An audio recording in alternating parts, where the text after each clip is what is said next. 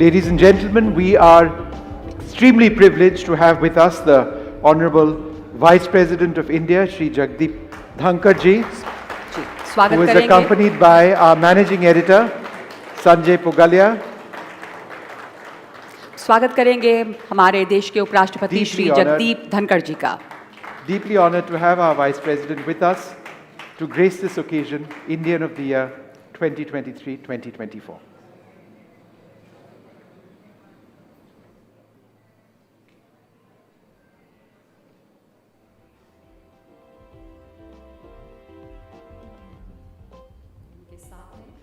हमारे manage editor in chief Sanjay Pugalia. Ladies and gentlemen, may I please request you to rise for the national anthem.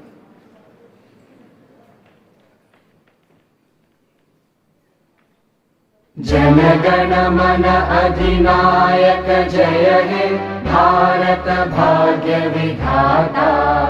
Punjab Sindh Gujarat Maratha Dravida Utkal Banga.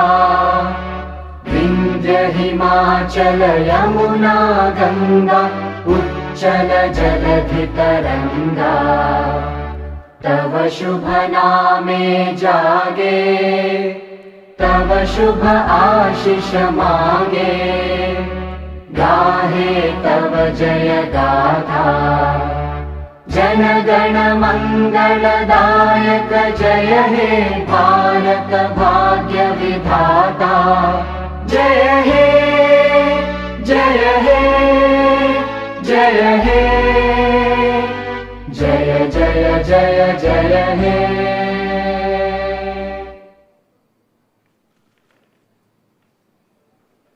It's our great pleasure to have the Vice President here with us, and I would like to invite our Editor-in-Chief Sanjay Pugalia to address the gathering.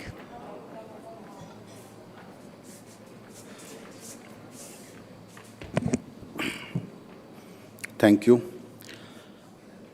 Bharat के उपराष्ट्रपति आदरणीय जगदीप धनखड़ जी और यहाँ उपस्थित सभी गणमान्य अतिथिगण, आप सबों का बहुत बहुत हार्दिक स्वागत है. NDTV Indian of the year कई बरसों के बाद रीलॉन्च हो रहा है और एक नई चमक दमक और एक नई परिभाषा के साथ ये सामने आने की कोशिश कर रहा है, जिसमें हम उन भारतीयों को जो कि ग्रास रूट से लेके अंतरिक्ष तक काम करते हैं, कमाल करते हैं, छलांगे लगाते हैं, उनका सम्मान कर सकें और उनके प्रति अपनी देश की एनडीटीवी के दर्शकों की कृतज्ञता ज्ञापित कर सकें. आपने हमारे लिए वक्त निकाला उपराष्ट्रपति जी, इसके लिए आपका बहुत धन्यवाद. और हमारे लिए ये बहुत अहम घड़ी इसीलिए है कि जब से एनडीटीवी का नया प्रबंधन हमने संभाला, उसके बाद से 2 चैनल के बाद हम अब 5 चैनल के एक नेटवर्क बन गए हैं. करीबन 7 हमारी वेबसाइट हैं और ये हमारा फ्लैगशिप इवेंट वापस शुरू हो रहा है आपकी मौजूदगी में, आपके सानिध्य में. ये बहुत बड़ी बात है हमारे लिए. जगदीप धनखड़ साहब का जो एक बायोडेटा होता है, अगर मैं उसमें न भी जाऊं तो 2-3 बातें बड़ी उल्लेखनीय हैं और जो इनको नज़दीक से जानते हैं उनको इस बात का काफ़ी अंदाज़ है. उनको पता है कि पिछले 34 साल से मैं इनका जैसे ऑब्जर्वर रहा हूं तो ये देखता हूं कि इनकी विद्वता न सिर्फ संविधान या कानून के क्षेत्र में या रूल ऑफ लॉ को किस तरीके से गार्ड करना, उसमें इनका जो एक रेबेलियस अप्रोच है, उसके लिए सब लोग, पूरा जुडिशियल सिस्टम, पूरी लीगल फ्रेटर्निटी इनकी तरफ देखती है और इनसे समझना और सीखना चाहती है. सबसे कम उम्र में सुप्रीम कोर्ट के सीनियर एडवोकेट बने थे और इंटरनेशनल कोर्ट ऑफ आर्बिट्रेशन में बहुत सक्रिय सदस्य के रूप में बरसों तक उसमें काम करते रहे. उन राजनीतिज्ञों में से हैं जो ग्रास रूट से आते हैं, लेकिन कम उम्र में एमएलए बने, फिर एमपी बने, फिर मंत्री बने, फिर गवर्नर बने और अब उपराष्ट्रपति और राज्यसभा के सभापति हैं. और इन 2 पदों में, जो पिछले 2 पद हैं, अभी वाला और गवर्नर वाला पद, उसमें हम लोगों ने ये देखा है कि इन्होंने इन दोनों दफ्तरों को, इन ऑफिसेस को रीडिफाइन कर दिया है, एक नया आयाम दे दिया है. जो लोग नज़दीक से जानते हैं वो ये भी जानते हैं कि विट और विजडम के ये महासागर हैं. जिनको भी इनसे इंटरेक्ट करने का मौका मिला है वो इनके विट से या तो प्रशंसित हुआ है या उसका शिकार हुआ है. यही कह करके इनका परिचय मैं यहाँ समाप्त करना चाहूँगा और फिर से कहना चाहूँगा कि आप हमारे लिए आज यहाँ पर आए हैं, ये बहुत बड़ी बात है। बहुत शुक्रिया।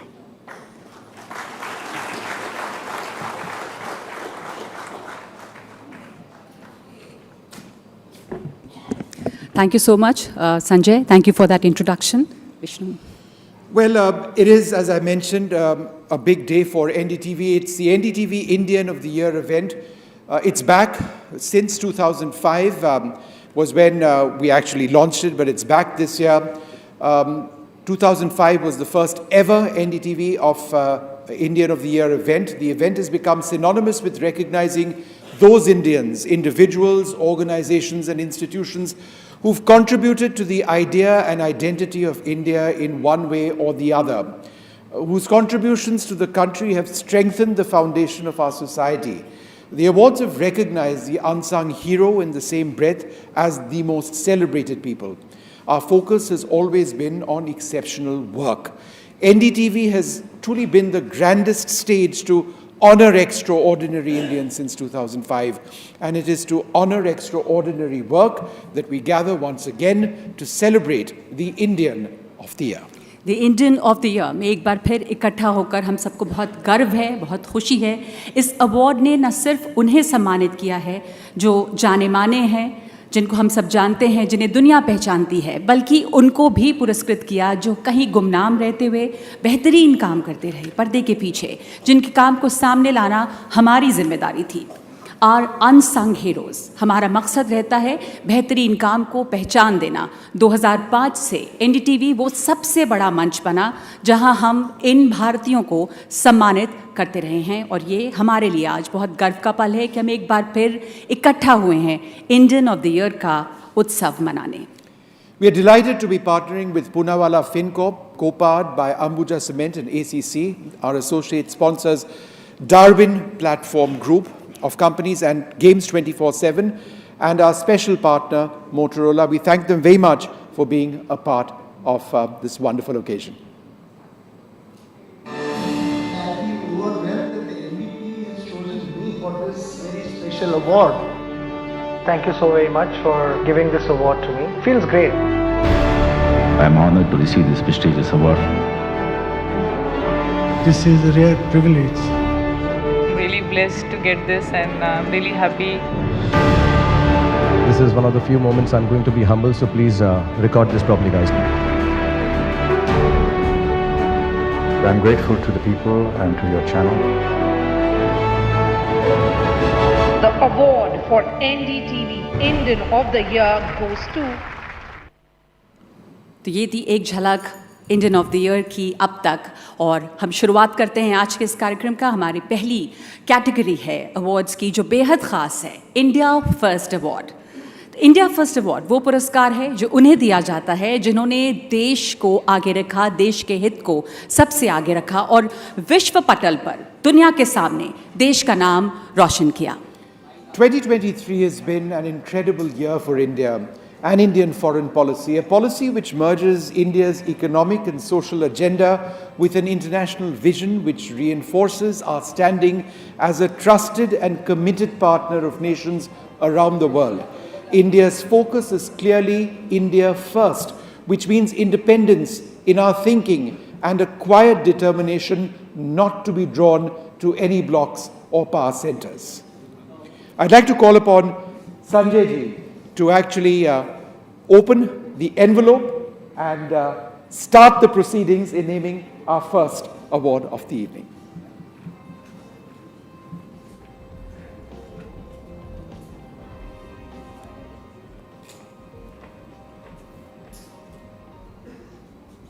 India First Award, Shri Amitabh Kant. Amitabh Kant is India's G20 Sherpa. He played a pivotal role during India's presidency last year. Mr. Kant is a governance reformer and a public policy change agent for India, having driven policy reforms in our country and been involved in initiatives such as the Niti Aayog and so much more. इनको श्रेय जाता है startup India, make in India, incredible India जैसे लोकप्रिय और कामयाब initiatives का।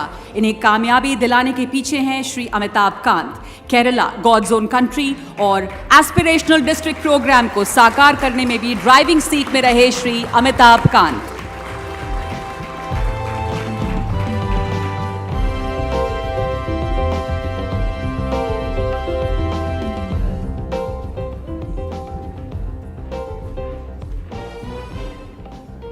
बहुत बहुत शुक्रिया आपका अमिताभ कांत जी, बहुत शुक्रिया। और अगली कैटेगरी जो अगली श्रेणी है अवार्ड्स की, वो है health leader of the year, यानी कि स्वास्थ्य के क्षेत्र में अभूतपूर्व और अनोखा योगदान जिन्होंने दिया है उन्हें पुरस्कृत करने की बारी है।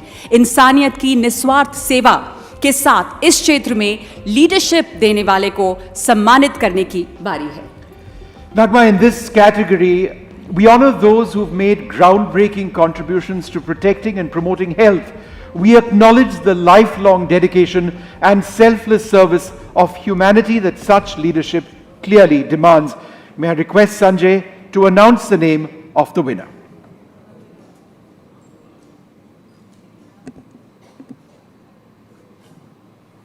Health Leader of the Year, Dr. Yazdi Italia. जाने माने माइक्रोबायोलॉजिस्ट पद्मश्री डॉक्टर यज़दी इटालिया, जिन्होंने सिकल सेल अनीमिया बीमारी के खिलाफ 2 दशक से एक जंग छेड़ी है। गुजरात की जनजातियों को इस बीमारी से बाहर लाने की उन्होंने अथक कोशिश की है और ये कोशिश उनकी जारी है। ये उनका डेडिकेशन है जो कि सिर्फ अवेयरनेस कैंपेन से आगे बढ़ा है। Dr. Italia has dedicated his life to fighting sickle cell anemia. His life-serving work and tireless efforts have contributed to the government's mission of eliminating sickle cell anemia by 2047. His leadership has not only saved countless lives but also brought national recognition to the plight of tribal communities battling sickle cell anemia. Earlier this year, he was honored with the Padma Shri.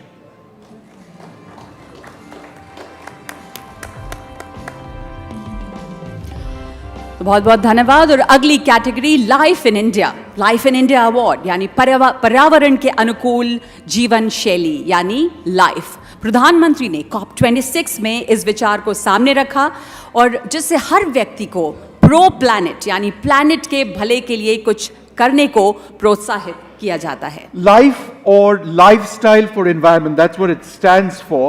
It's a public movement to mobilize individuals to become pro-planet people. Our next award, the Life in India Award, recognizes those people who are doing their bit to fight climate change through sustainable lifestyles and community engagement. Once again, Sanjay ji has the privilege of opening up the envelope and announcing this very, very important honor. The Life in India Award goes to Meenakshi Gadke. Meenakshi Gadge has turned Mukra into a model village for 408 gram panchayats in the state.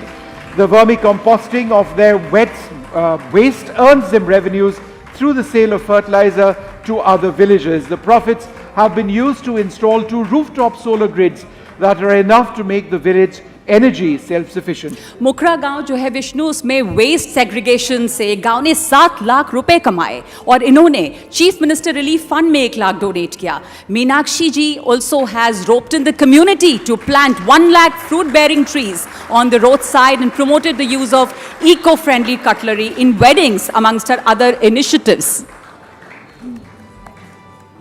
So that's a commendable work that Meenakshi ji has been doing. A big round of applause for her. The development of Indian science, new ideas, often new engineering and solutions are now increasingly being seen around the world as being world-class in India. From pharmaceuticals to space, cutting-edge research, the bedrock of science is being encouraged. But while so much more needs to be done to encourage genuine research, it is time to honor some of our great science champions. बिल्कुल वक्त है कि हम अपने वैज्ञानिकों को सम्मानित करें। विज्ञान की दुनिया में नई ऊंचाइयां छूने वालों को सम्मानित करती है हमारी अगली श्रेणी science icon of the year. और संजय जी से गुजारिश है कि वो एनवेलप खोल के विनर का नाम अनाउंस करें।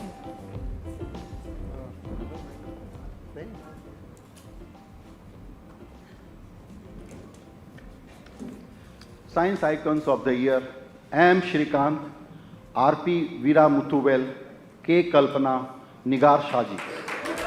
The year 2023 will undoubtedly go down in history as the year when India's space agency demonstrated incredible prowess and resilience in the face of challenges. The pinnacle of ISRO's achievements in 2023 was the successful first ever soft landing of Chandrayaan-3 near the moon's uncharted southern polar region and India's first solar mission Aditya L1 in September. और Aditya L1 Chandrayaan 3 के south pole पर land करना और इसके राह में आने वाली जो तमाम चुनौतियां थी उनको बिना रुके बिना झुके पार करने के पीछे जो चेहरे हैं उनमें से कुछ चेहरे यहाँ पर हैं इस कामयाबी के जो रचनाकार हैं वो ये हैं डॉक्टर शाहजी, डॉक्टर वीरा मुथुवल, डॉक्टर कल्पना और डॉक्टर श्रीकांत.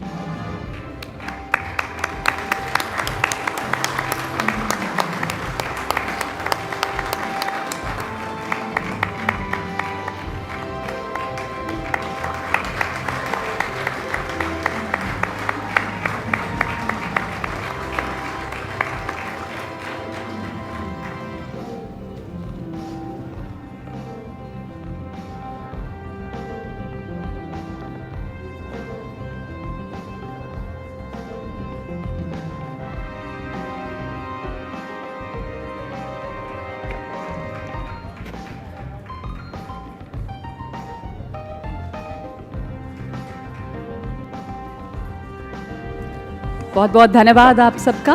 गुजारिश है कि आप अपनी अपनी जगह लें और अगली कैटेगरी जो है अगली श्रेणी जो अवार्ड्स की है विष्णु वो है business leader of the year award. The Indian of the Year Awards honoring business leaders comes at a time when India's economy is truly a shining star among nations around the world, an outlier if you will, a beacon of hope. Our business leaders have added immensely to the India story by sustaining innovation and development, embracing technology and best practices. बिल्कुल. और ये वो category है जो award है वो दिया जाता है ऐसे बिजनेस लीडर को, ऐसे नेतृत्व के लिए जो लगातार बिजनेस के क्षेत्र में इनोवेशन और डेवलपमेंट लेकर सामने आते रहे हों. Once again, can I ask Sanjay to actually invite to open up the envelope and to invite the recipient.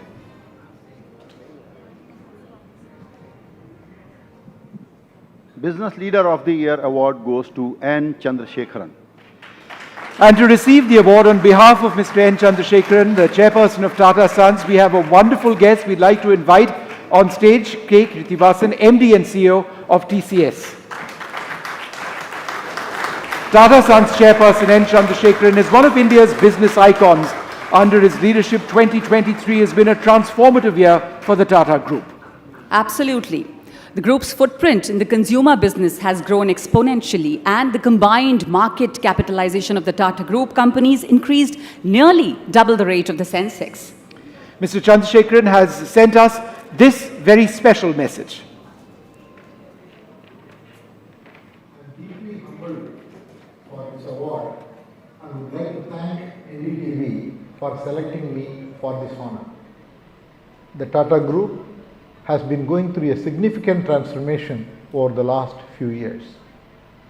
All Tata companies have embraced the megatrends of artificial intelligence and energy transition.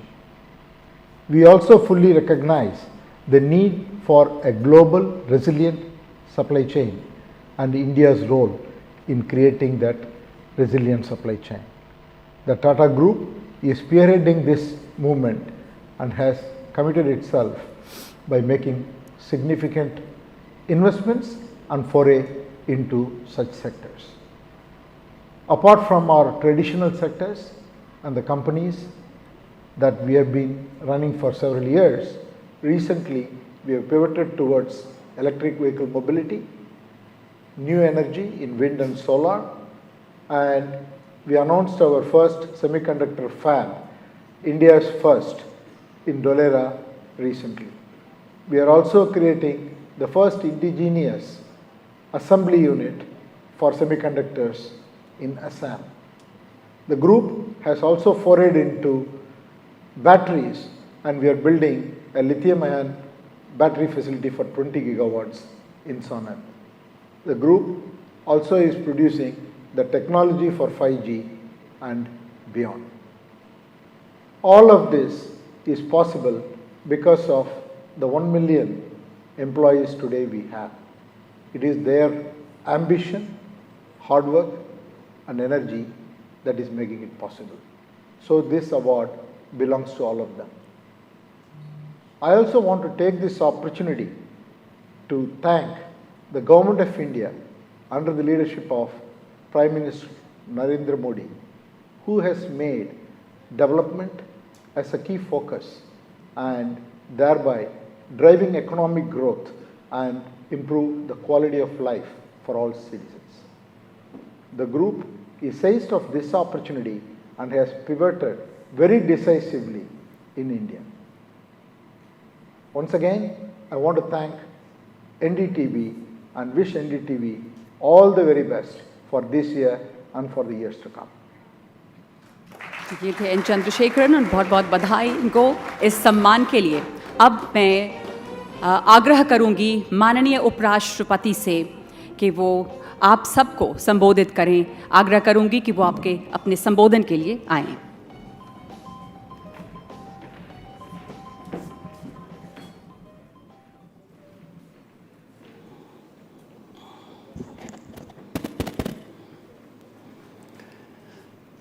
Good evening, all of you.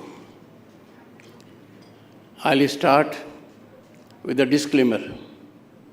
I know Sanjay Pugalia now for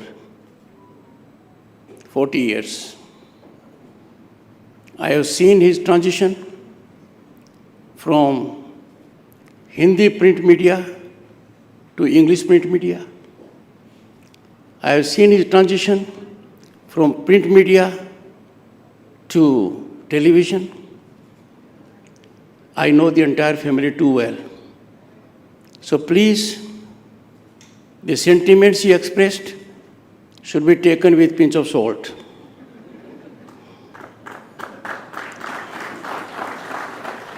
I say so, otherwise there may be many caveats.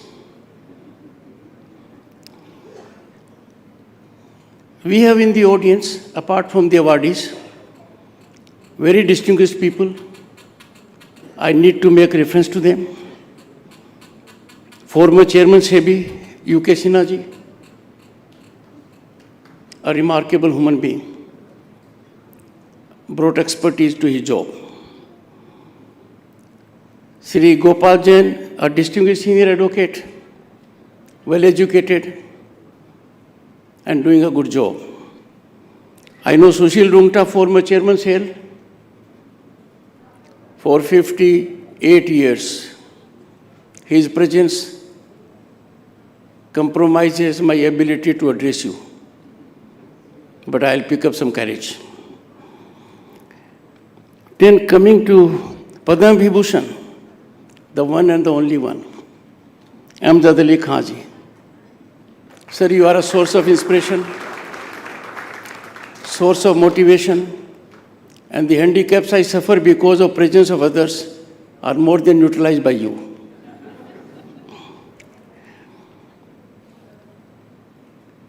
Though Mr. Amitabh Kant is an awardee, but I came to learn about Mr. Amitabh Kant when I was Governor State of West Bengal. People remember me because Mamta ji was Chief Minister there. But I remember my tenure also, apart from Mamta ji, Mr. Amitabh Kant. And I'll tell you why. I was heading a group of 10 governors. We had to formulate a policy of ease of governance. He was then in Niti Aayog, a remarkable human being, very innovative, result-oriented, and his contribution helped me greatly on behalf of other 9 governors to formulate a good report. But then we tend to forget. But let us go to 2023.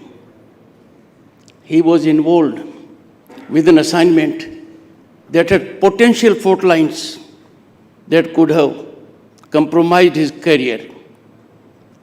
Organizing G20 was not easy. Organizing P20 was not easy. He came out with sparkling colors. There was no hiccup anywhere. India was recognized globally that we organized P20 so successfully, it became a role model for others. I know him.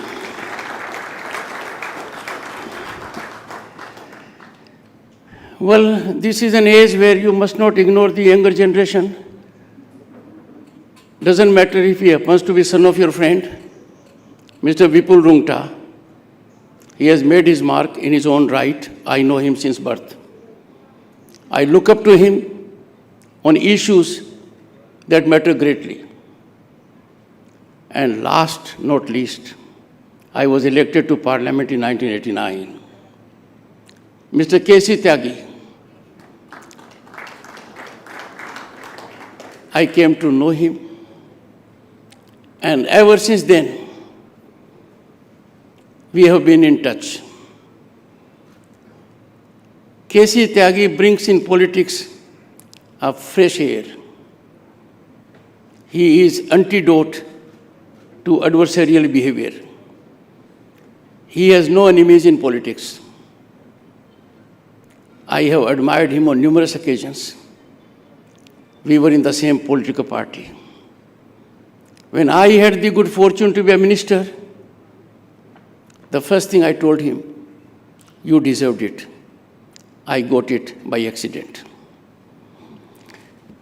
Friends, it is a delightful moment for me to be part of NDTV's Indian of the Year event. I'm still wondering why they stopped it in 2015. I was part of governance in 1989. That was beginning of coalition governance. We had more than 20 parties. I was a junior parliamentary affairs minister.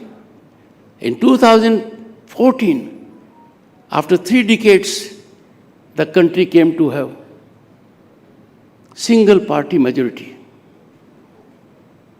I thought it was a good occasion in 2015 to continue the program. Thereafter, it was not.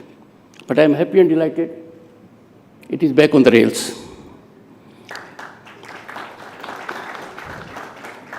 And in a lighter vein, so is our Bharat, home to 1/6 of humanity. We are back on rails. Warmest greetings and wishes to all for a joyous and colorful Holi. This is going to be very different because we never imagined, at least me and Mr. Tyagi in 1989 to 91. We had to suffer the pain that to sustain our financial credibility, physical gold of this country had to be airlifted to be placed to 2 Swiss banks. And now I am told there may be a week where foreign exchange addition may be more than 6 billion, and it is now over 600 billion in total. So we face those changes. My congratulations to distinguished awardees. I can tell you, all of them have earned it. They well deserved of it. And when you have an award like this, then awardees become a source of inspiration and motivation for many others. It carries a stamp of credibility. Something that happened with respect to our civilian awards, Padma Awards. If an award is driven by patronage, if iconic status is generated by event management, then it doesn't have acceptability. I congratulate the jury for having chosen people who have really contributed to the growth, rise of this country. This award will inspire many to join our marathon march for a Viksit Bharat at 2047.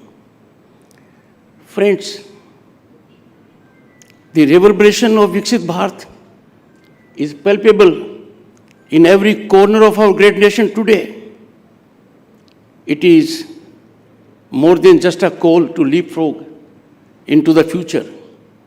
It is a definite promise, it's a firm promise that in 2047 we will be a developed nation, meaning thereby none will be left behind.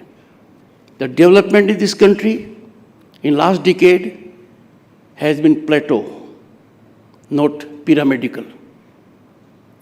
The benefit has accrued to one and all, and in every nook and corner of the country. Recent years have been a testament to India's journey from fragile 5 economies in the world. Fragile 5. We had the good fortune to be in the big 5, leaving behind Canada, UK, and France. It is a matter of time, and I can say less than 2 years, the country will be big 3 economies of the world, ahead of Germany and Japan. So our Amrit Kal, which from every consideration is our Gaurav Kal, in a sense, laying foundation for a developed nation in 2047. National mood in the country is one of hope and possibility. And why not? We have seen unprecedented economic rise.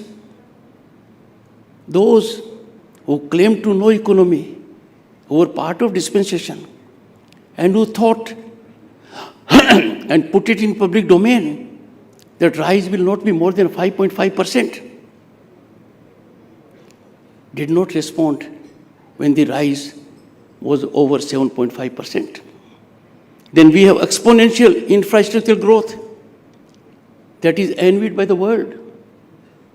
Bharat Mandapam, Yashobhumi, new building of parliament, our expressways.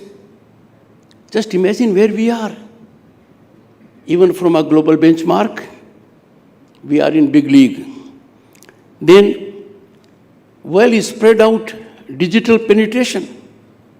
The benefit is available in the village. In tier 2 cities, people are reaching to a level where they never imagined. They are reaping dividends of it. And then upsurge and emergence of new vistas and opportunities. Our young people today have an ecosystem where they can exploit their energy and talent, their potential, and realize their aspirations and dreams. Affirmative governance has made it possible. Friends, when we look at the world affairs, India's image was never that high, and it is rising.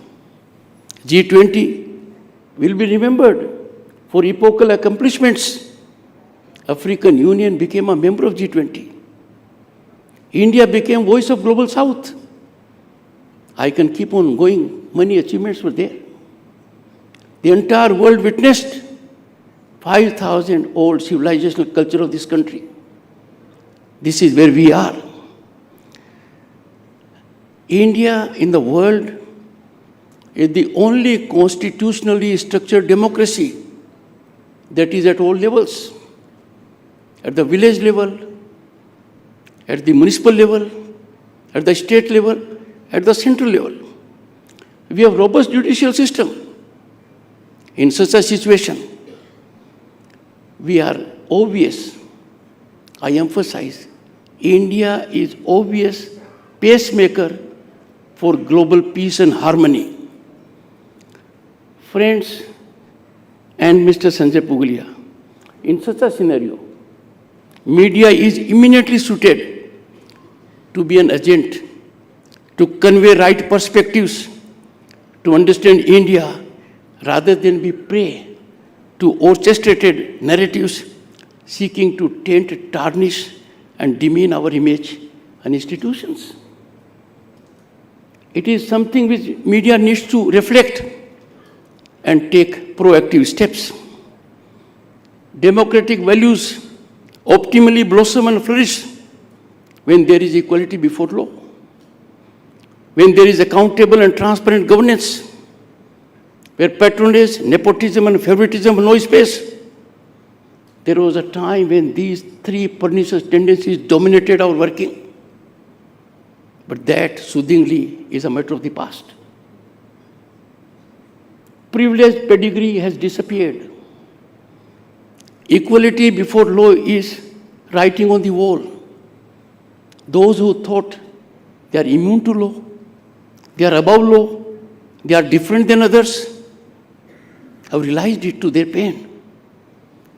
What can be greater pain to a human soul?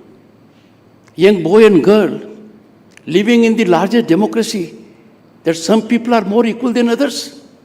They are more privileged. That system has gone.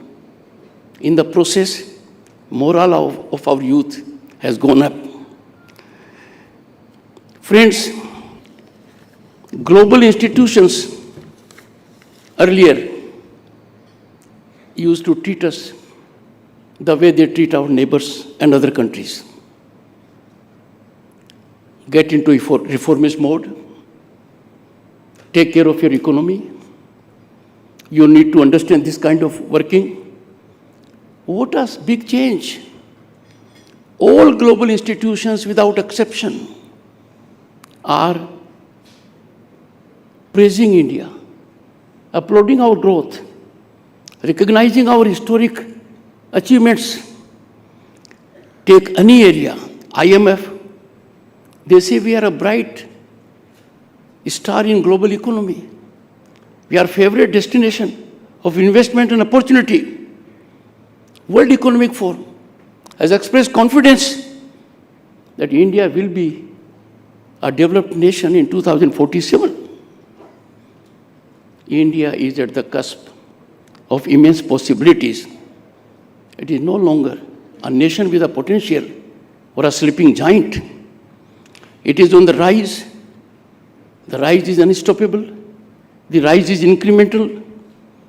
And the growth story transcends beyond skeptics. All this is because the country has affirmative governance policies, visionary leadership, a determined leadership that sees nothing but execution. And the execution is in the shortest time and a ground reality. Inclusive development with unwavering perseverance. Just imagine if these steps had not been taken. Where would have been today? Look at the pandemic COVID. But earlier to that, there was a massive banking inclusion. Can you imagine 500 new bank accounts? People have not seen a bank. They thought it was difficult for them to have an account. They had. I don't wish to go to other social parameters. Like every house has a gas connection, a fresh water tap, it has or it is on way to getting it, a toilet. Every village has a center where you can ensure delivery. Lines have disappeared. There was a time people used to take chutti. I'm sure Amitabh Kant ji, you must have felt it. आज मुझे छुट्टी लेनी है क्योंकि मुझे बिजली का bill जमा कराना है. आज मुझे छुट्टी लेनी है कि पासपोर्ट की एप्लीकेशन देनी है. We have transformed. We are in the big league of nations that have availed technology for rendering services. And this has contributed massively to transparent, accountable governance. India, friends, and media in particular needs to take note of it. We are amongst few countries in single digit that are extremely alive to the power of disruptive technologies. Our Quantum Computing Commission is in place. Green hydrogen mission. Allocation has been made of 6,000 crore for the earlier one, 19,000 crore for the second one. In artificial intelligence, machine learning, blockchain, our focus is there. Gone are the days when we used to wait that technology will be developed in the West. We will be in the queue to get it. They will decide how much we get it. Circle is complete. India is now epicenter. India leads in harnessing these technologies. Media in such a scenario is an important factor, a great stakeholder in promoting these affirmative changes. It can contribute massively in building great Bharat, a Bharat of our dreams, foundation of which has been laid down in Amrit Kal. No nation, and now I'm coming to what media needs to do according to my perspective. No nation can grow without unflinching, steadfast, emanating from heart commitment to its nationalism and culture in all its facets. The spirit of nationalism must be deeply embedded in our thought process. How can we countenance some people compromising our nationalism? I appeal to media through you. You are an important media house. Economic nationalism is quintessentially fundamental to growth. If Bharat practices economic nationalism, just imagine we will save in billions drain of foreign exchange. Correspondingly, employment will be generated here. Entrepreneurship will blossom. If industry, commerce and business decide that raw material will not leave our shores, there will be value addition, things will go a long way. Media can do a great job. Media has a cutting role in imbibing the spirit of economic nationalism. Let me tell you, and everyone will agree with me, no fiscal gain can justify compromise of economic nationalism. We should not import an item which is available in the country. We need to subscribe to Swdeshi, vocal for local. The moment we get an item manufactured in this country from outside, we do it only for fiscal gain. We must not yield to this temptation. Media today shapes public opinion, disseminates information, and wields influence over social discourse. It is main pillar of society and country. As fourth pillar of democracy, media credibility lies solely within its own control.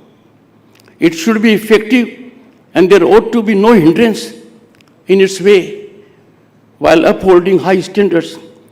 Its smooth functioning is a collective responsibility shared by media, government, and society.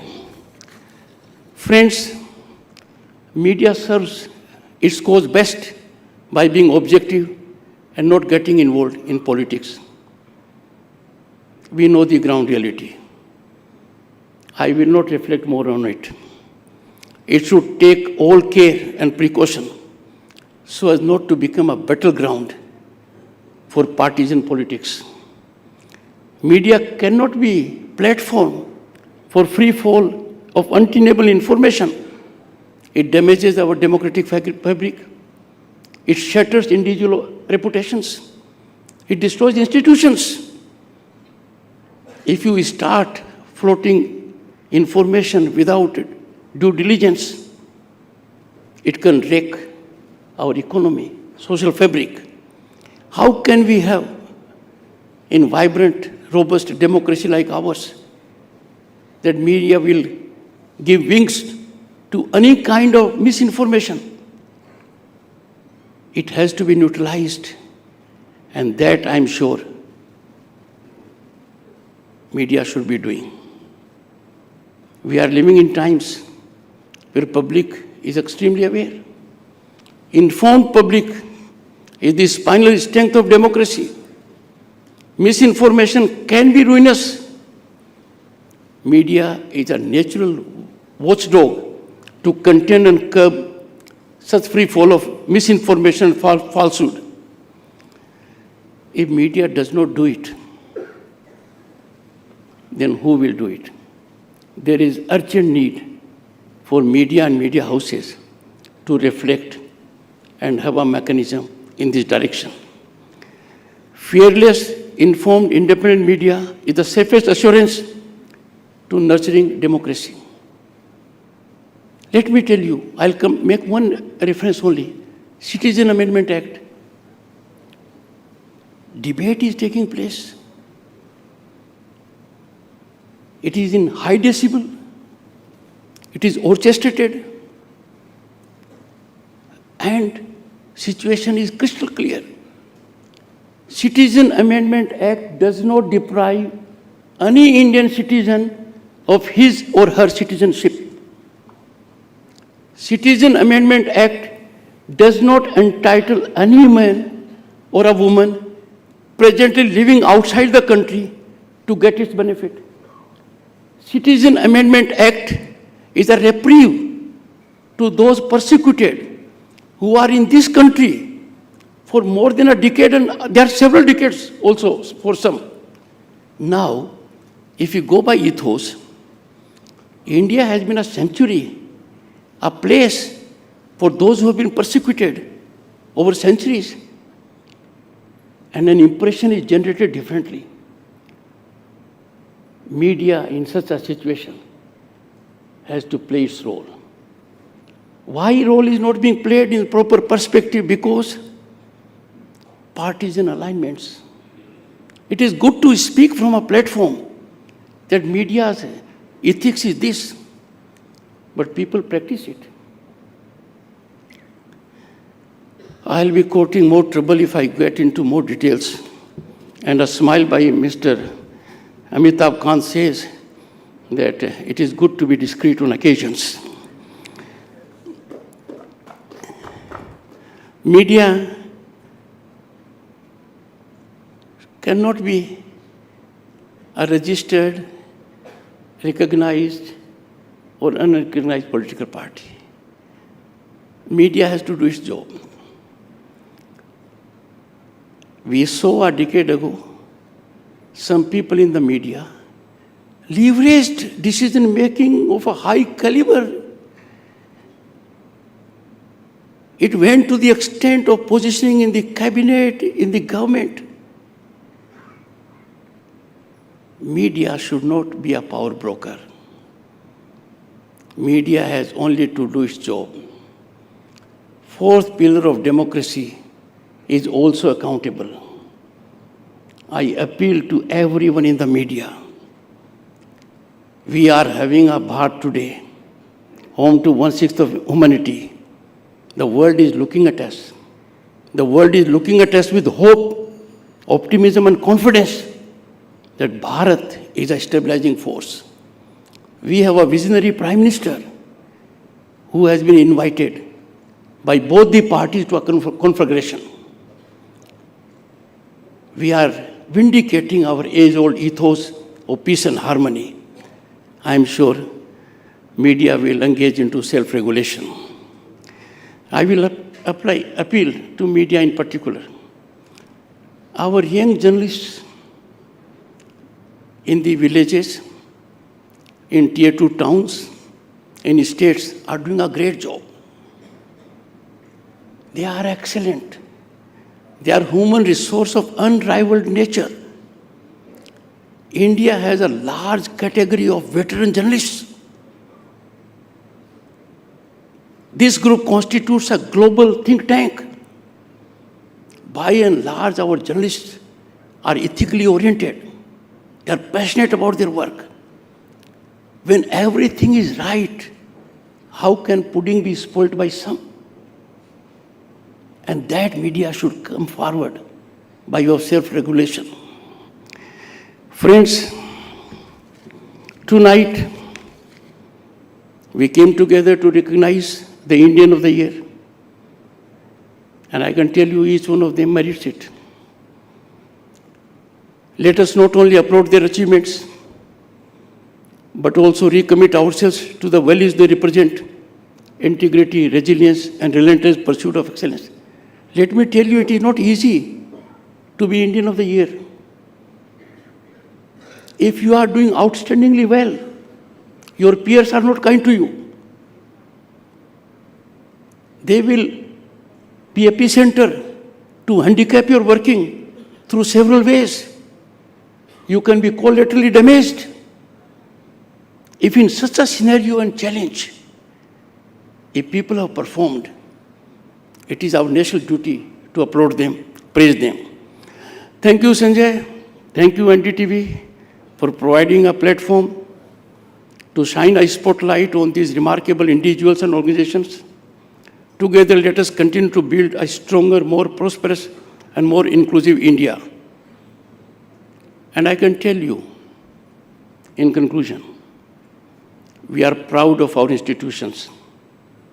Executive, the world recognizes India's executive prowess, led by Shri Narendra Modi. The world recognizes power of our Indian judiciary, robust, effective, expeditious, independent. The world recognizes power of our legislature in states and in parliament. I therefore appeal to the fourth pillar of democracy that is performing well, but to come to that level, to be in sync, to ensure that marathon march of every Bharatiya, marathon march for Bharatiya 2047 succeeds beyond our imagination. Thank you so much.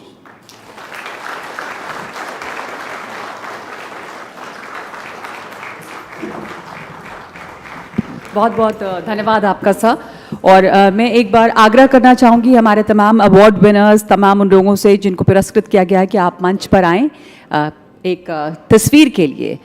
उपराष्ट्रपति award winners who have been honoured so far come onto the stage for a photograph and a final sort of meeting with the Vice President. Come, please. You are all our real heroes this evening. A big round of applause for all of those who've been honored so far by the Vice President of India.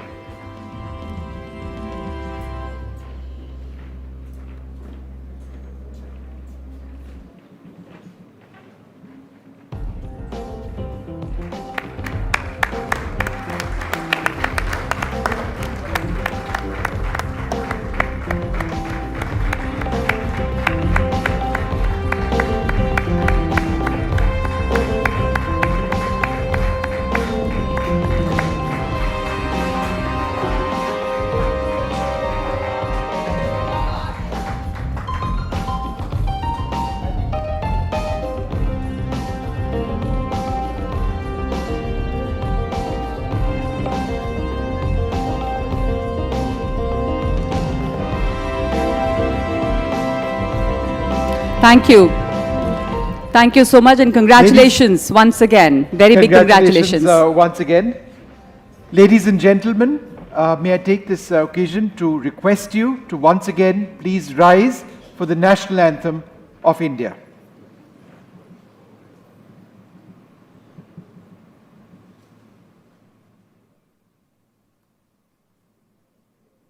जनगण मन अधिनायक जय हे भारत भाग्य विधाता। पंजाब सिंध गुजरात मराठा द्राविड़ उत्कल बंगा। विंध्य हिमाचल यमुना गंगा उच्चल जलधि तरंगा। तव शुभ नामे जागे तव शुभ आशीष मांगे। गाहे तव जय गाथा। जन गण मंगलदायक जय हे भारत भाग्य विधाता। जय हे जय हे जय हे जय जय जय जय हे।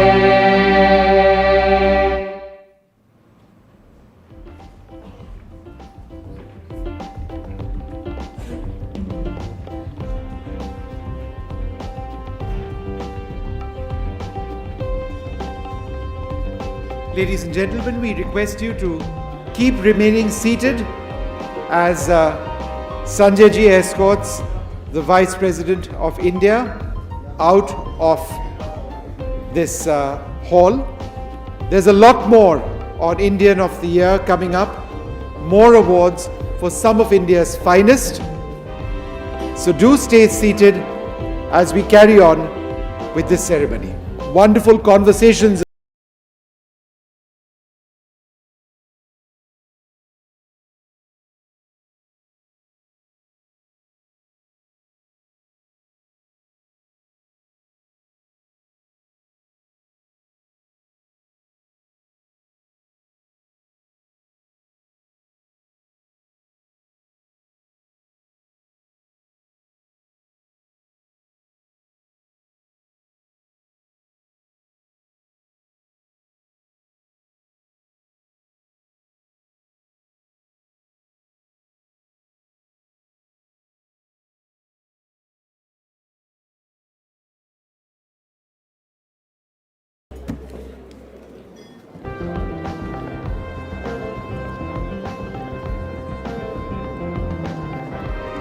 A very warm welcome once again to all of you, the NDTV Indian of the Year. And this year, the evening is all about celebrating and honoring women.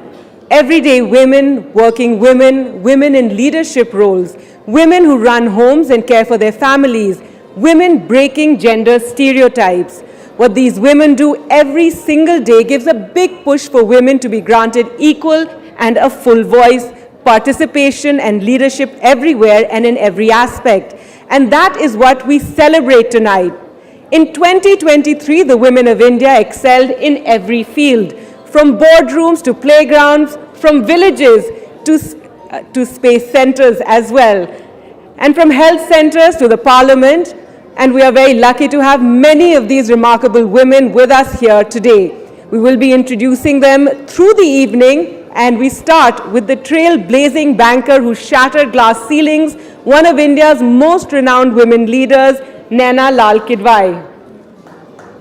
Naina Lal Kidwai has several firsts to her name. She was the first Indian woman to get an MBA from Harvard in 1982, the first woman president of FICCI, and the first woman to head a foreign bank's operation in India. She started her career at a time when there were very few women in boardrooms, and she had to overcome gender biases on many levels and thereby establishing clearer paths for other women. She established herself as a formidable leader in banking, serving as CEO of HSBC India and later Group General Manager and Country Head of HSBC India and Director on the boards of HSBC Asia Pacific.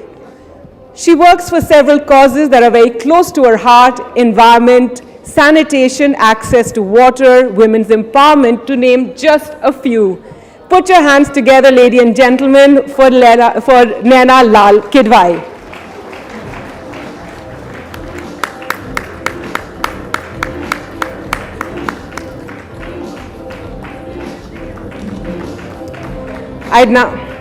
I'd now like to call on stage Manoj Gujran, Chief Compliance Officer and Head Legal and CSR, Poonawalla FinCorp, to come on stage, sir.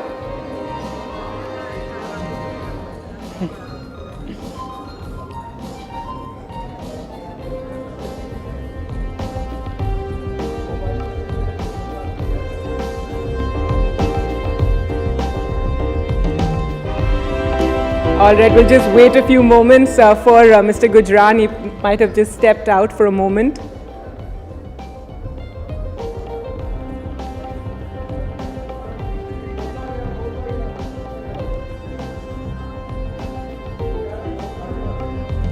And through the evening, we'll be honoring the remarkable women who are in the room here with us. And 2023, as we said, is about the women of India.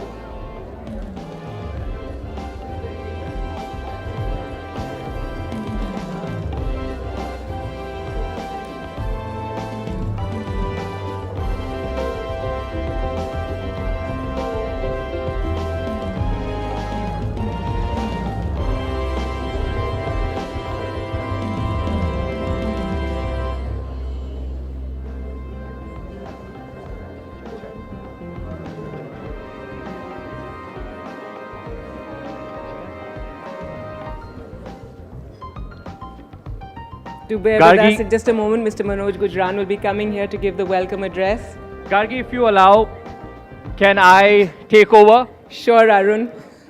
Hi, a very warm welcome. My name is Arun Singh. And of course, we are honoring the best here, best Indians here. But what's the point of, honoring them?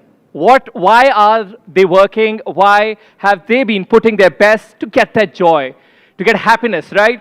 So we'll just do something light-hearted and have some fun conversations here as we wait for our esteemed guest, Gargi, only if you allow. Shall we proceed? Go ahead. Okay, very quickly, there is one word which has been overused by poets, especially romantic poets. Can you guess, sir? Dil. Dil. Sure. Any other word? One word which has been overused by romantic poets. By poets or? Yeah. Love. Anything else? We've got dil, we've got love, of course, because it's romantic poetry. But Arun, can you really overuse love? Well, no, you can't. But there is one word which I didn't get from you guys. That's chand, right? Moon. मतलब मैं चांद पर जाऊंगा, ये कर दूंगा, वो कर दूंगा. लेकिन कोई चांद पर जरूर गया. Our ISRO scientists, please a huge round of applause for them. Only if you allow, ladies and gentlemen, I have just very quick, fun, light-hearted questions because we want to see the other side of you. My first question is, of course, we see you in that joyous moment every time you achieve that feat. But what is the unwinding sessions like? How do you guys celebrate is what my first question is. We celebrate with family and friends. No, I want to know what is the party like? Our party life is very minimal. Very minimal. That goes the same for you, ma'am? Exactly. Like sharing and our moments with friends and family is the way we celebrate. Okay. Any space-themed movie that you like? Sir, I'll go to you. Any space-themed movie that is your favorite? So the Mars one of the film was a favorite movie. Okay. And if there was a film to be made on Chandrayaan 3, who would you want to see in the film? I'll pass on this question to madam. Very convenient. We'll go to the ladies. Ma'am, please. Who would you want to see? Deepika Padukone. Deepika Padukone. Congratulations, Deepika Padukone. Well, there has been a suggestion right from the horse's mouth. And ma'am, what would be your name? Now, before name, it's a very potential subject for a good movie to be done. Whoever does it, I wish them all the best, and it should be portrayed in the best of its way, both the direction as well as the cast. So that's what I expect. Okay. What about you, sir? Amitabh Bachchan. Wow. That's a big name. Let's have a huge round of applause on that. Can I call him? Of course. In the end, I'll just close this with one superpower that you would like to have. Of course, you have one, which is science, and we've seen the example of it. One superpower that you wish you had. Harmony. How sweet. Huge round of applause for ma'am. What about you, doctor? Like proper balancing. Okay, you, sir? Time management. Lastly, you, sir? Harmony is the best answer. Lovely. Thank you so much. Can we have a huge round of applause for our scientists who actually made going on the moon absolutely a reality, and वो वाकई जो शायर जिस चांद की बात करते हैं उन्हें ये लेकर आए हैं. And I now toss back to you, Gargi. Thank you, guys. That was a lovely little interlude, and We hope Chandrayaan 3 does get made, that film, and Deepika Padukone agrees to act in it. I'd now like to call on stage Mr. Manoj Gujran, Chief Compliance Officer and Head, Legal and CSR, Poonawalla FinCorp. Thank you so much, sir, for the welcome address.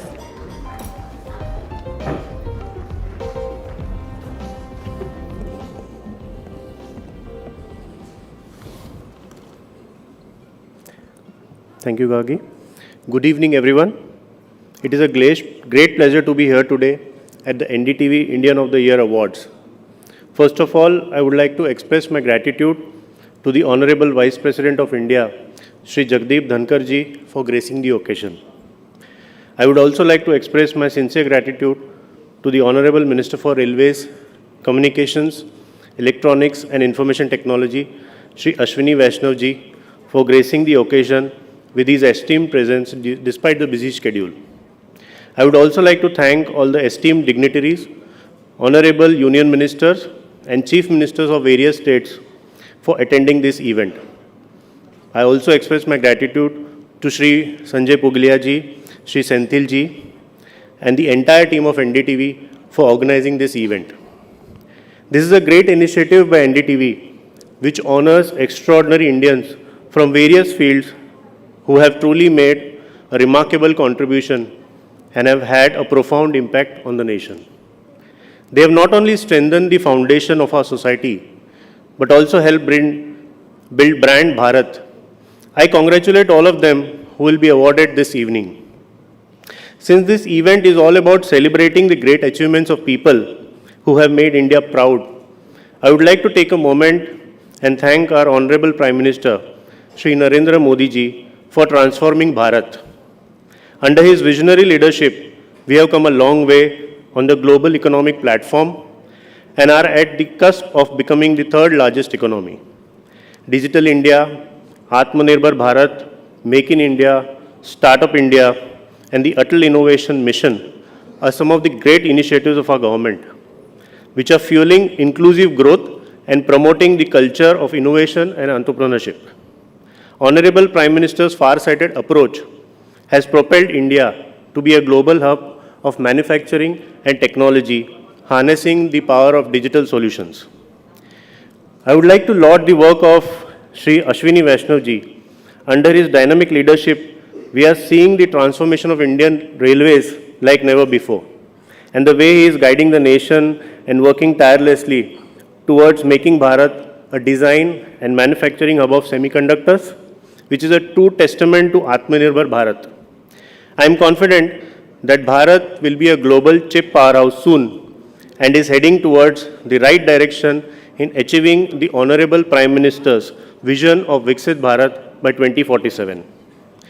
At Poonawalla FinCorp, we believe in enabling the dreams of millions of our customers who are contributing towards the growth of the nation. With deep investment in technology and innovation, we strive to create endless possibilities each time and partner in the growth journey of our customers. Trust, integrity, transparency, and excellence are at the core of our institution. Poonawalla FinCorp is a compliance-resilient organization with focus on good corporate governance. We are leaving no stone unturned in building a robust risk framework with the integration of technology and innovation. Our vision is to be the most trusted, ethical, and transparent financial services brand and help individuals and businesses achieve more by offering best-in-class customer-centric products and solutions. As I conclude, I once again thank NDTV for conceptualizing this magnificent event and allowing me to share my thoughts. My best wishes to all the awardees for the future. Jai Hind.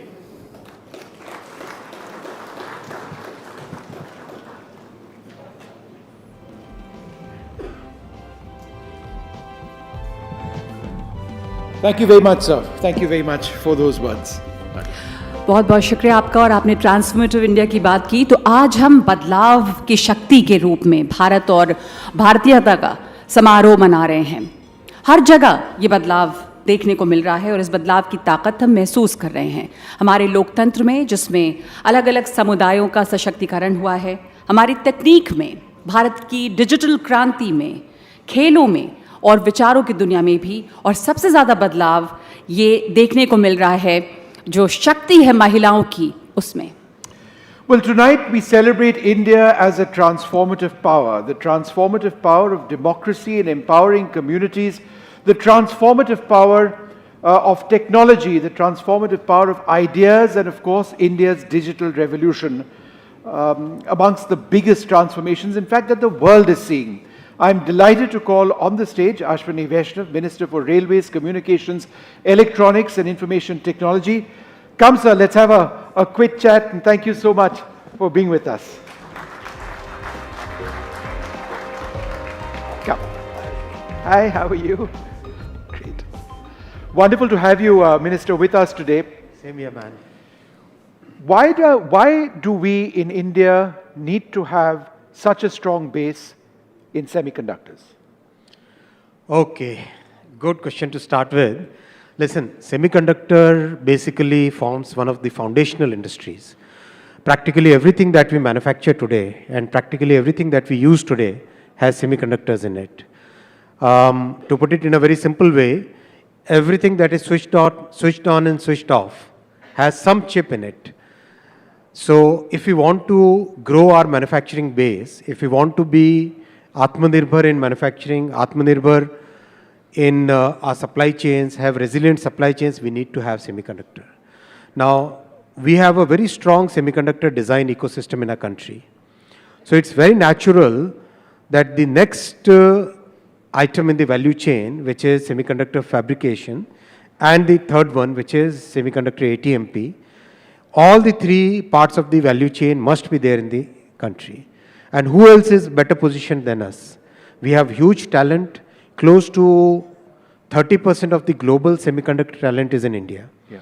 Recently, I had gone and met about 45 odd semiconductor companies. Practically every company, the CTO was an Indian expat in the valley. Right.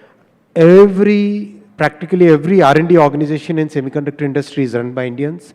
Why shouldn't we have the semiconductor industry here in India? We should. Sure. And this is something which our country has been trying for more than 4 decades. The first attempts were made in early 1960s, 1962, 65, 70s, then 80s, then 90s, 2000s, 2010s. Practically lots and lots of efforts were made, and finally it is Prime Minister Narendra Modi ji who has succeeded in getting it. And it's said to actually take off in a huge way. One of the most interesting themes now is, of course, artificial intelligence. But then with the use of AI, whether it's in apps, there is always a danger. We keep talking about deep fakes. There is also policy which is required. Tell us about your concerns about the ethical use of AI and what we in India are doing, what the government is doing to ensure that that takes place. See, AI has both very good, lots and lots of benefits, and there are some serious risks, serious concerns. And the whole construct of our internet today has to be seen in that. So the way we are working on AI is, one, we need to have very strong opportunities to be created for our youth, for our startups in the new emerging field. Two, there are many applications of AI, for example, in agriculture, for example, in pharmaceuticals, in biotech, in weather forecasting. We definitely would like to get the benefits of AI in these sectors.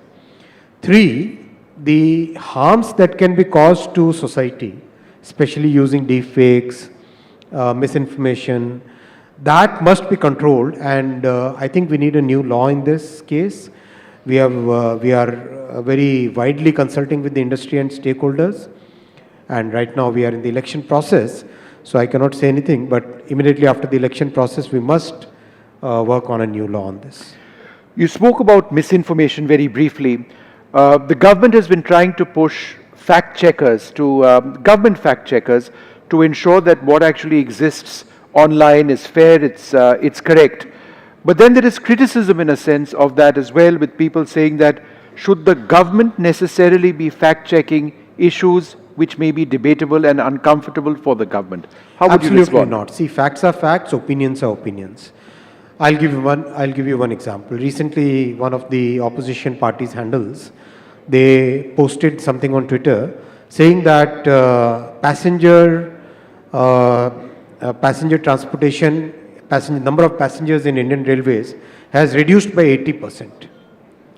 Now, if somebody puts this kind of misinformation, how would you tackle it? You'll have to ask the Ministry of Railways what is the exact number, what is the accurate number. Yeah. If there is a question related to the central government, who is best placed to answer that question about the fact? Central government. If there is a question about NDTV, who's best placed to answer Sanjay, that? he's sitting right there. So it's NDTV, right? So our proposal and our notification was very limited. It was limited to facts related to, data related to central government work. That has to be clarified by the central government. If there is something related to the state governments, then the state governments have to set up their own units. Unfortunately, that has been stayed by the Supreme Court. We respect Honorable Supreme Court's orders, but I think it was very genuine and very well thought through idea of having one central government agency to clarify on items, on data relating to the central government ministries. I'd like to ask you now to put on your hat as Railways Minister. That's another increasingly high-tech area. One of the most sort of interesting and areas which might result in huge economic benefits is the bullet train. We were talking about it a couple of months back. It's not really been in the news too much in the recent past. Where exactly is the bullet train and what are the economic benefits? The bullet train is progressing very well. As we speak, I think we have covered almost 284 kilometers, 8 rivers, bridges we have completed, stations are on the verge of completion. The Maharashtra section also is now progressing very rapidly. The first undersea tunnel work has already started. So the progress is very good, and we should not look at bullet train simply as a transportation project. It has to be seen from integrating economies. I'll give you the example of Japan. The first bullet train in Japan was commissioned in 1960s, 1969 or 1970. If you look at that bullet train, basically starting from, let's say, Tokyo, Nagoya, Kyoto, Kobe, and Osaka, these 5 major economies, they get integrated into one economy. Same thing will happen in India in the first corridor that we are doing here. From Mumbai, Thane, Vapi, Baroda, Surat, Anand, and Ahmedabad. All these economies will become one single economy. So you can have breakfast in Surat, go and complete your work in Mumbai, and come back and have dinner with your family in the night. So that's the power of the economy. And would the fares undercut airfares? Most of the places wherever bullet train projects have gone, practically bullet trains have taken 90+% transportation share. For example, in Japan, between Tokyo and Osaka, I would guess it is something like 96-97% by bullet train and 5% by other modes. One of your biggest areas of focus for you and any minister, of course, holding the portfolio of railways is safety. This is also technology intensive. There have been systems in place to ensure that there isn't any possibility of 2 trains coming together on the same track. But that technology hasn't been fully deployed in quite the manner in which we would like. When would there be 100% compliance to make us all safer in the railways? See, in railway, most of the large railway systems of the world, they shifted to automatic train protection when the speeds started increasing from 70s to 100. Because when you are traveling at 100 kmph, then the ability for a loco pilot to see the signal physically reduces dramatically, because one passes in a absolutely like a very small fraction of a minute. So around 1980s and early 1990s, most of the world's railways, they shifted to a technology called automatic train protection, ATP, we call it in short. Unfortunately, the governments of that period, 1980s, 1990s, 2000s and 2010, those governments, they never cared about the safety of railways. It was in 2016 when the ATP in India was approved by Prime Minister Narendra Modi ji. He approved it 2016 to 2019 certification process happened. Then of course COVID came, but still a lot of work was happening in parallel. And now we have very good progress to show, close to 4,000 kilometers of, and again, it's not like simply putting a device in a train. It's a very complex system. It is like setting up a complete telecom network along the railway lines, setting up many data centers along the railway lines, integrating with the signal. It's really complex. So our Kavach system today, we have done about 4,500 odd kilometers of optical fiber cables. We have done about 800 odd telecom towers already. About 600 odd stations are, the data centers have been prepared, station signal integration has been done. Progress is very fast, very rapid, and the manufacturing and design ecosystem is also getting developed. So as we speak, it's like, it's on the verge when we can see exponential rollout. One final question, going back to the entire issue of tech.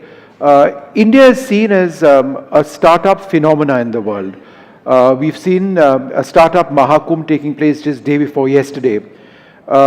One of the most impressive aspects of this is that upwards of 45% of all startups now are led by women. How is this about empowerment at so many levels? Number one, women. Number two, tier 3 cities. It's not just an urban phenomenon, as it were. One of the good parts of the startup policies, Startup India, is that we have set up many distributed incubators, which basically means that incubators are not limited to a few IITs. Incubators are now spread across the country in tier 2, tier 3 cities. Then the way our startup ecosystem has evolved in the last 10 years, the focus has been on getting real solutions, focus has been on solving real problems. And India offers basically an opportunity to solve problems at population scale. Where else in the world will you get an opportunity to solve something at a billion plus scale, right? And our government has always focused on giving equal opportunities to women, to equal opportunities to smaller towns. In a sense, if you look at it, the basic construct of technology is to democratize technology. The way UPI was done. So for example, if you look at technology in many other geographies, I wouldn't take any names, technology is basically controlled by a few big tech. Whereas in India, we have created, our Prime Minister Modi ji's clear focus was on democratizing technology. Technology should be accessible to everybody. It should be openly accessible. It should be like interoperable. So that's why most of the things that we have done, whether it is UPI, whether it is Aadhaar, whether it is the healthcare system that we are creating, whether it is the logistics platform that we are creating, all these are platforms where everybody can join and create solutions. So that is one of the reasons why we are seeing very good traction in tier 2 and tier 3 cities and among all sections of the society.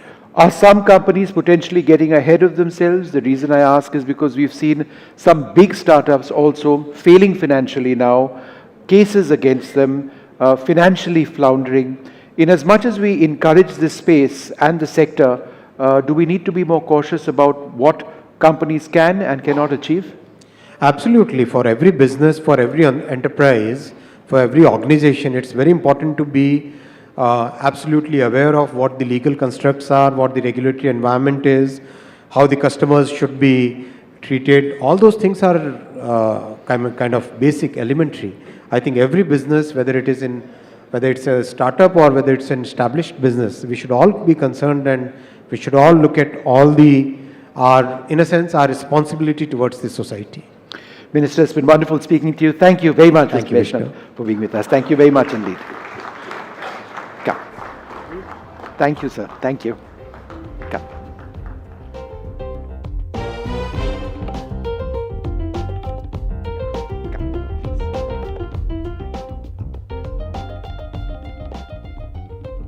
All right, ladies and gentlemen, this has been an extremely momentous occasion for all of us. NDTV Indian of the Year has seen the presence of such incredible people who have done so much in their fields and taken India to incredible heights. And one such person who's here with me to talk about her journey and what she has brought to the table, Suvarna Raj. Ma'am, सबसे पहले NDTV Indian of the Year में आने के लिए बहुत बहुत धन्यवाद. First of all, every one of us, we want to know about a little bit about your journey, where it started and what prompted you to get into sports.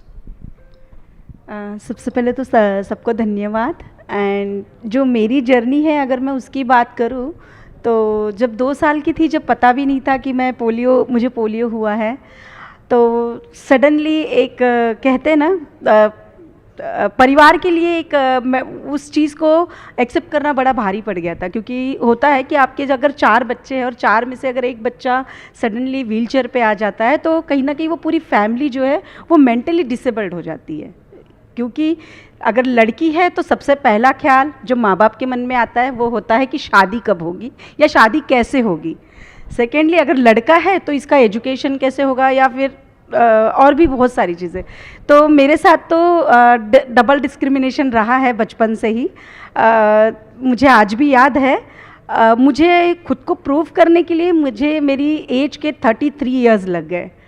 जब मैं 33 years की थी और मुझे first national award by president of India मिला, तब मैंने अपने पेरेंट्स को प्राउड फील कराया कि यस मैं भी हूँ, कि आप ही का एक पार्ट हूँ और आप ही के जैसे 3 बच्चे और हैं वैसे ही मैं हूँ. और मैंने भी ये प्रूव करके दिखाया है कि यस मैं भी सोसाइटी में एक टैक्स पेयर बन सकती हूँ. Because we have 1 crore voters now in persons with disability. So मैं यही चाहती हूँ कि सोसाइटी जो है वो सिंपैथी की तरफ से देखे ही ना ही वो स्टीरियोटाइप जो सोच है ना बेचारा एंड बेचारी, हम उससे कहीं बेहतर और कहीं आगे निकल चुके हैं, जिसका उदाहरण हम सेट कर चुके हैं इन और चाहे in para Olympics and Olympics. अगर हम दोनों का अगर वो करें कि ओलंपिक्स में अगर 19 है तो 7 है तो पैरा ओलंपिक्स में 19 मेडल्स है, और एशियन में अगर 100 है तो पैरा एशियन में 111 है. तो कहीं ना कहीं चाहे वो एजुकेशन का क्षेत्र हो, चाहे वो कल्चरल हो, चाहे वो कोई भी क्षेत्र हो, अभी तो हमने दिखाया है कि कांट का टी हटाना और कांट को कैन में बदलना हमारे लिए कोई बहुत बड़ी बात नहीं रही है. बस आपकी जो सोच है वो हमें चाहिए. जैसे अगर हम स्मार्ट सिटी की बात करते हैं, मैं एक्सेसिबल इंडिया कैंपेन के अंडर एक्सेस ऑडिटर भी हूँ, एक इंटरनेशनल एथलीट भी हूँ, इंडिया को अभी भी रिप्रेजेंट कर रही हूँ, और मेरा सपना है एक ओलंपिक मेडल लेना और fully makes India fully accessible. ये 2 सपने के साथ में जी रही हूँ. तो अब अगर हम स्मार्ट सिटी की बात करते हैं तो स्मार्ट सिटी के लिए मैं ये कहना चाहूँगी कि पहले सोच को स्मार्ट बनाइए, सिटी अपने आप स्मार्ट बन जाएगी. क्योंकि जब स्टीरियोटाइप सोच निकल जाएगी तो आई थिंक हम उससे कहीं ज़्यादा आगे निकल पाएंगे. Absolutely, ma'am. A huge round of applause, Sir Suvarna Raj. Let's go back to Gargi and Veera, who are waiting for us to take this forward. Thank Veera, you so back much to for you. that, Osama, and lovely to hear Suvarna Raj speak out on all these issues. What a message. Yes, Think absolutely. smart to make smart cities. Absolutely. Well, our next category in this Indian of the Year function is Entrepreneur of the Year Award. That's right, Gargi. For a young and aspirational India, the quest is no longer about finding jobs as it was a few generations ago. It's about creating them, the ability and desire to take risks and chase a dream no matter what the barriers is what defines the spirit of entrepreneurship. And to give the Entrepreneur of the Year Award, I'd like to invite back on stage Minister Ashwini Vaishnav and Senthil Chengal Varyan, Executive Director, NDTV. And there, though. And the envelope, yes, please.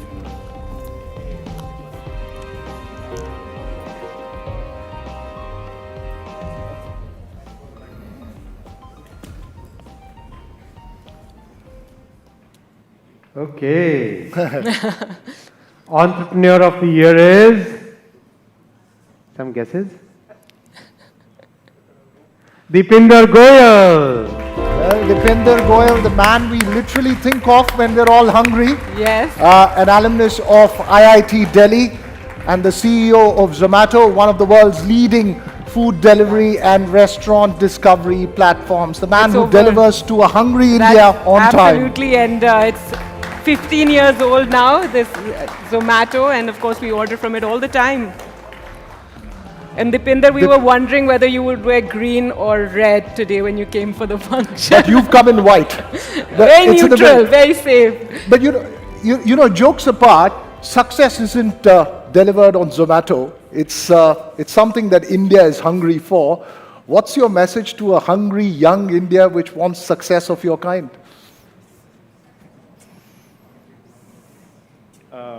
I come from a very small town in Punjab.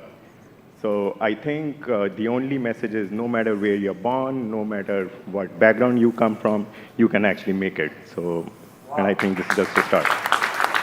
I also want to appreciate the fact that, I know you were joking about what color you'd wear, but you made a certain announcement and there was criticism, there were a lot of comments, and you took it in your stride and you then recalibrated. So that is something, if you could just tell us a bit about that, because that's something very special and very important in business leaders and leaders otherwise as well. I mean, we did a large survey saying what will make you order from Zomato more, and this came up that we want a pure veg fleet. Okay, and I mean, the way we grew up, we don't know the meanings of these words and what is the historical context, and none of our team actually knows this. So we are actually indifferent to this, right? And I think that's the purest form of letting go of any casteism, any religion, any biases. Like, we are actually indifferent to it. So, I mean, we just went on and did the change. But when we got the feedback, we actually understood that, okay, this makes sense. And we were actually on a Zoom call for the next 20 hours just trying to fix anything that we needed to fix. So, on a lighter note, have you ever secretly used Swiggy? I told him not to ask this question. Have you ever secretly used Swiggy? No, I have never. Senthil said he should say, what's that? Yeah, definitely. Well, thank you so much and congratulations. Thank you so much.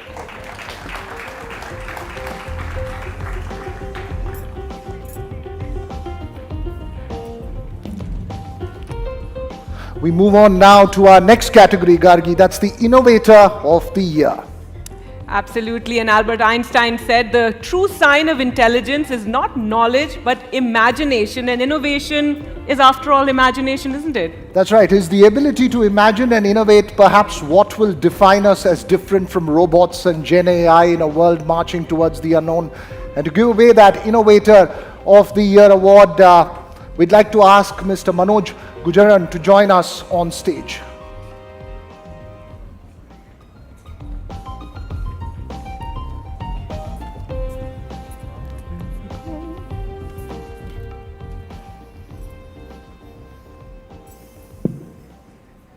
Okay, Innovator of the Year is? Piyush Bansal. Piyush Bansal transformed a small idea into a multi-million-dollar company, making Lenskart one of the leading eyewear companies in the country. And Veera and I both have our Lenskart glasses as well. Yeah, that's a good plug for Lenskart. He's also a notable angel investor now and has been investing in several startups if they catch his eye and are purpose-driven and innovative enough.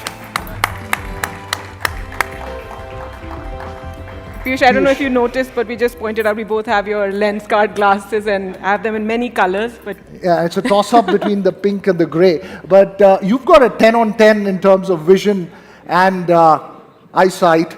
What's perhaps the worst moment in the Lenskart journey? What's the best moment in Lenskart journey? And what's the lesson for the future? Yeah, there are many worst moments. I think in an entrepreneurship journey, it's a roller coaster. You have good days, bad days. I remember we were moving to a new manufacturing facility and the tech systems kind of broke and we were changing tech and we were shipping 4 glasses for every order. And so we were running out of inventory very fast. So that was a very tough moment. And there were many orders we were not able to serve. So we literally stayed in office for about a week, living there. And yeah, in terms of the best moments, I think they're yet to come. We have a long way to go. The vision for the future, I think this award is not just a celebration for Lenskart, but a celebration of where India is at innovation as a country. And we also appreciate the fact that now with your success, you're also looking at other startups and you're looking to fund them. And that's something that's so important in this India with so many young people and so many ideas. Yeah, and I think the conditions we have in India, the scale that we have in India, the challenges we have in India. Honorable PM Modi mentioned in the Mahakumbh the other day that we have a cold region, we have a hot region, we have a high terrain, we have all the variety of environments and the scale. And I do believe that necessity is the mother of invention, right? So we have to work hard with the highest costs, highest rents, highest everything, and yet have to deliver that great service. So I do think our ability to innovate is just so much better. And in India, this is happening at the grassroots level. I think today I am definitely privileged. We are privileged that we live in the metro cities and we get access to a lot of capital. But when I go to the smaller towns, and this is what happens at Shark Tank, you see the level of resources that people are working with is just phenomenal. And every year people are working with 10x lesser resources, but at 10x faster speed. Right? All right. Well, congratulations, and I think a message there as well to the government. Thank you so much. Congratulations. Thank you all. Thank you all for joining us.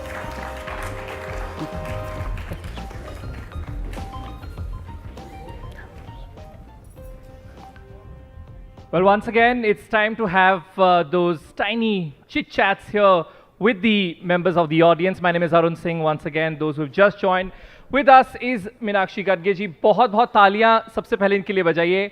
आज of course इन्हें भी सम्मानित किया गया है. Ma'am, सबसे पहले तो बहुत बधाई इसके लिए. एनवायरमेंटल के क्षेत्र में आप काम कर रही हैं.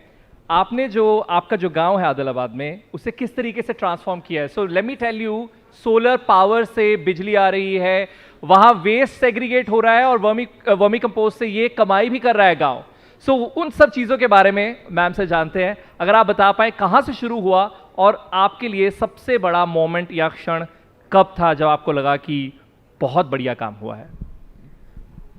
मैं आज NDTV वालों को मेरा धन्यवाद. मैं यहाँ पर आज उपराष्ट्रपति से अवार्ड ली हूँ. मैं बहुत खुश हूँ.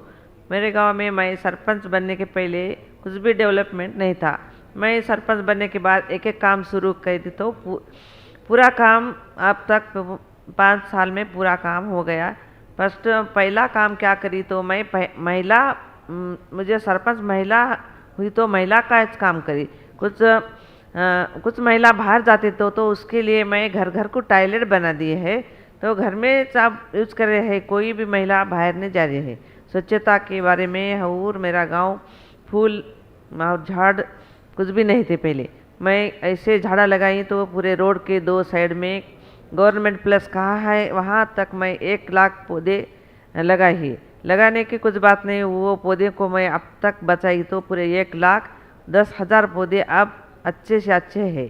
हम कहते हैं कि पौधों से बात करो तो वो ज़्यादा अच्छे खिलते, ऐसा होता है क्या? ये मिथ है? हाँ, पूरा हरा भरा है मेरा मुकरा गांव. मैं इंडोर प्लांट से जाकर आज बात करने वाला हूँ फॉर श्योर. बट बहुत बधाई मैम. एक बार फिर से मैम के लिए जोरदार तालियां. And of course we have Kusha here. Kusha के लिए भी तालियां. Hello Kusha. Hi, how are you? It's so nice to meet you. की हाल चाल थोड़े? बहुत बढ़िया. एक क्विक रैपिड फायर कर ले कुशा के साथ. करते हैं. ठीक है, मैं आपको कुछ शब्द देता हूं, जो भी आपके जहन में सबसे पहले आता है आप वो बोल सकती हैं उसके बारे में. Zeenat Aman. Classy.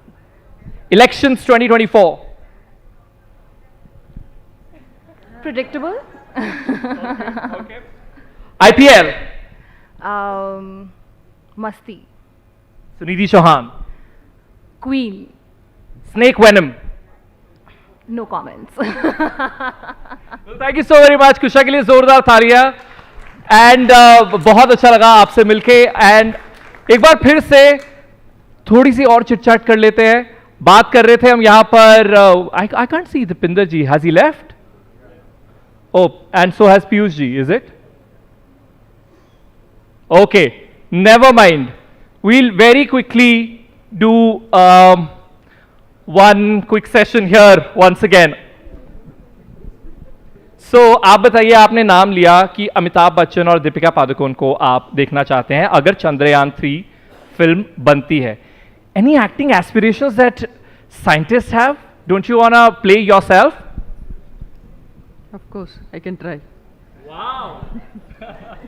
I love the confidence. तालियां मैम के लिए. Doctor, that's commendable. We would love to see you act in Chandrayaan 3 film and play yourself. How about you, Doctor? No, something on the screenplay or something to do with the overall making. Okay. Yeah. That's my interest. Okay. Yeah. And do we have Naina Lal Kidwai here? I've got a special request. Oh, ma'am.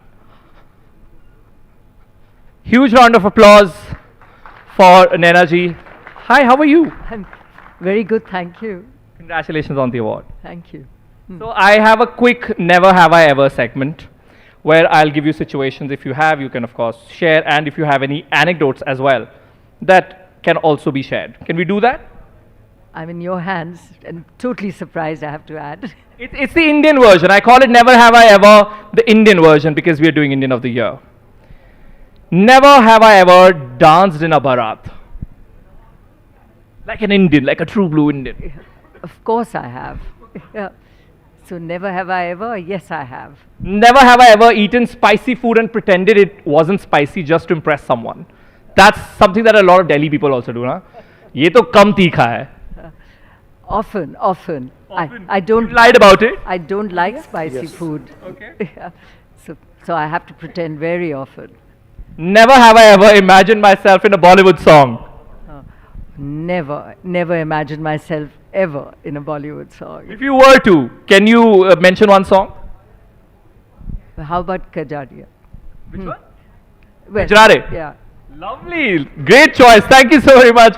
A huge round of applause for ma'am as well. And now I toss back to my lovely colleagues. Thanks guys. Have a lovely evening. Thank you Arun. Thank you so much. Good evening ladies and gentlemen. मैं सुमित हूँ, मेरे साथ मारिया हैं और अब हम अगली category की ओर आगे बढ़ रहे हैं.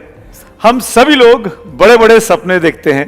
इन बड़े बड़े ख्वाबों को पूरा करने के लिए कई बार बड़े बड़े कदम भी उठाते हैं, पर किसी भी बड़ी छलांग को लगाने के लिए छोटी छोटी कोशिशें और छोटे छोटे कदमों की बहुत ज्यादा जरूरत पड़ती है.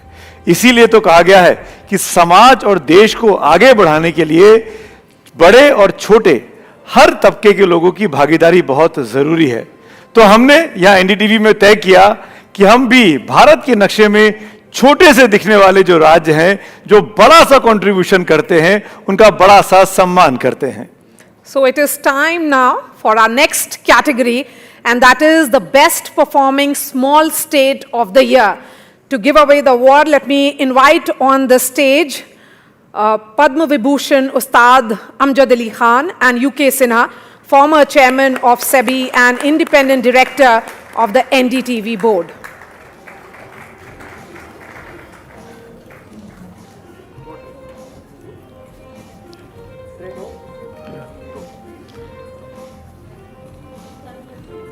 अवार्ड या उस्ताद साहब आपको अनाउंस करना है.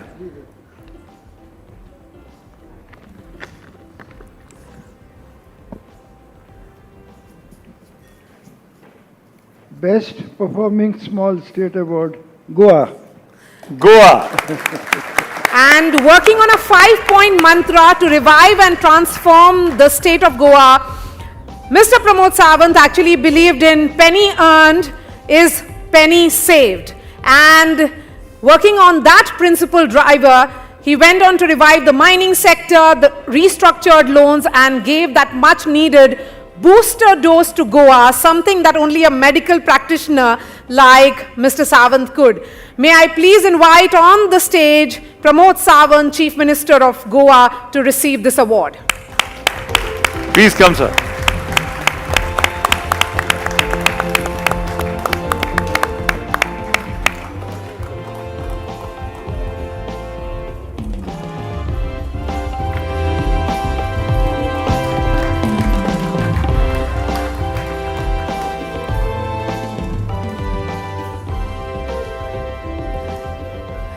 I would like to now call Nikunj Garg, Senior Managing Editor, NDTV 24/7, on the stage for an interaction with the Goa Chief Minister. Please. Nikunj. Thank you, sir. Sir. Yes, sir. Please. Thank you.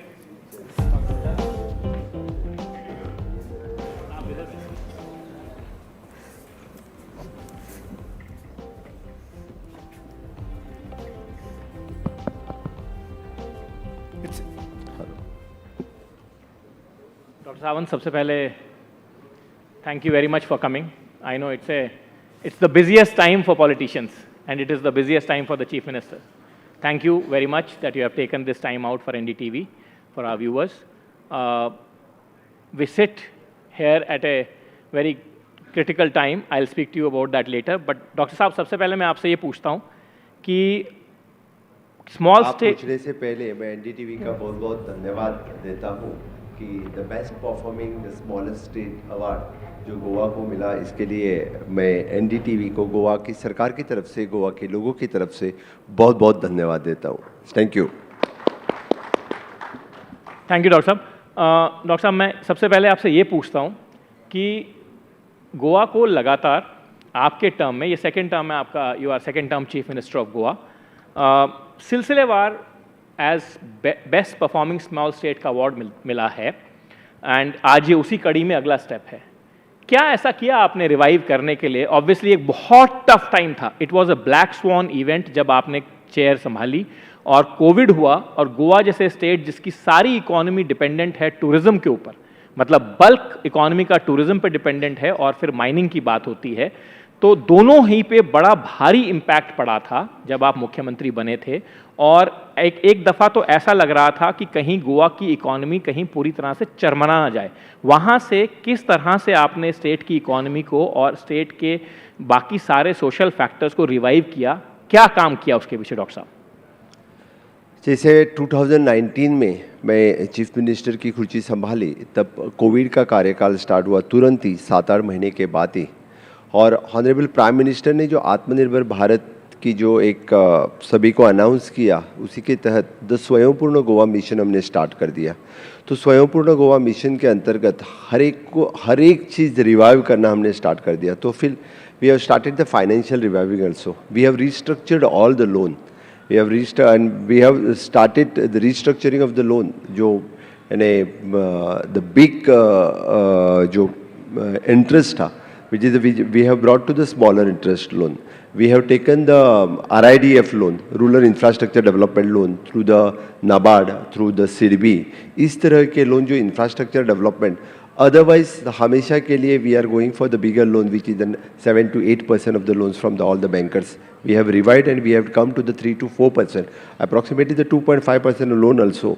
जब मैं state की chief minister बना तो only hardly the means NABARD की तरफ से rural infrastructure loan बहुत ही कम लिया था. तो अब टारगेट तो अपना 500 करोड़ ऑफ लोन तक हम ले सकते थे. That is the revival is the first, so that we got the relief. Then we have got each and every scheme from the government of India, which is in the infrastructure development and also in the human resource development. We have tapped all the central funds to the state, so that we have given the boost to develop the infrastructure development. उससे हम अच्छी तरह से infrastructure develop कर सके. The third thing, the COVID के कार्यकाल में the tourism revive करने के लिए सभी डरते थे. यानी tourism start किया जाए या नहीं किया जाए, यानी COVID के हमने 100% वैक्सीनेशन के बाद तुरंत ही देश में पहला स्टेट जो टूरिज्म स्टार्ट किया, ओपन किया लोगों के लिए, वो गोवा स्टेट था. इसीलिए सभी लोग कहने maximum the tourist have started coming to again the state.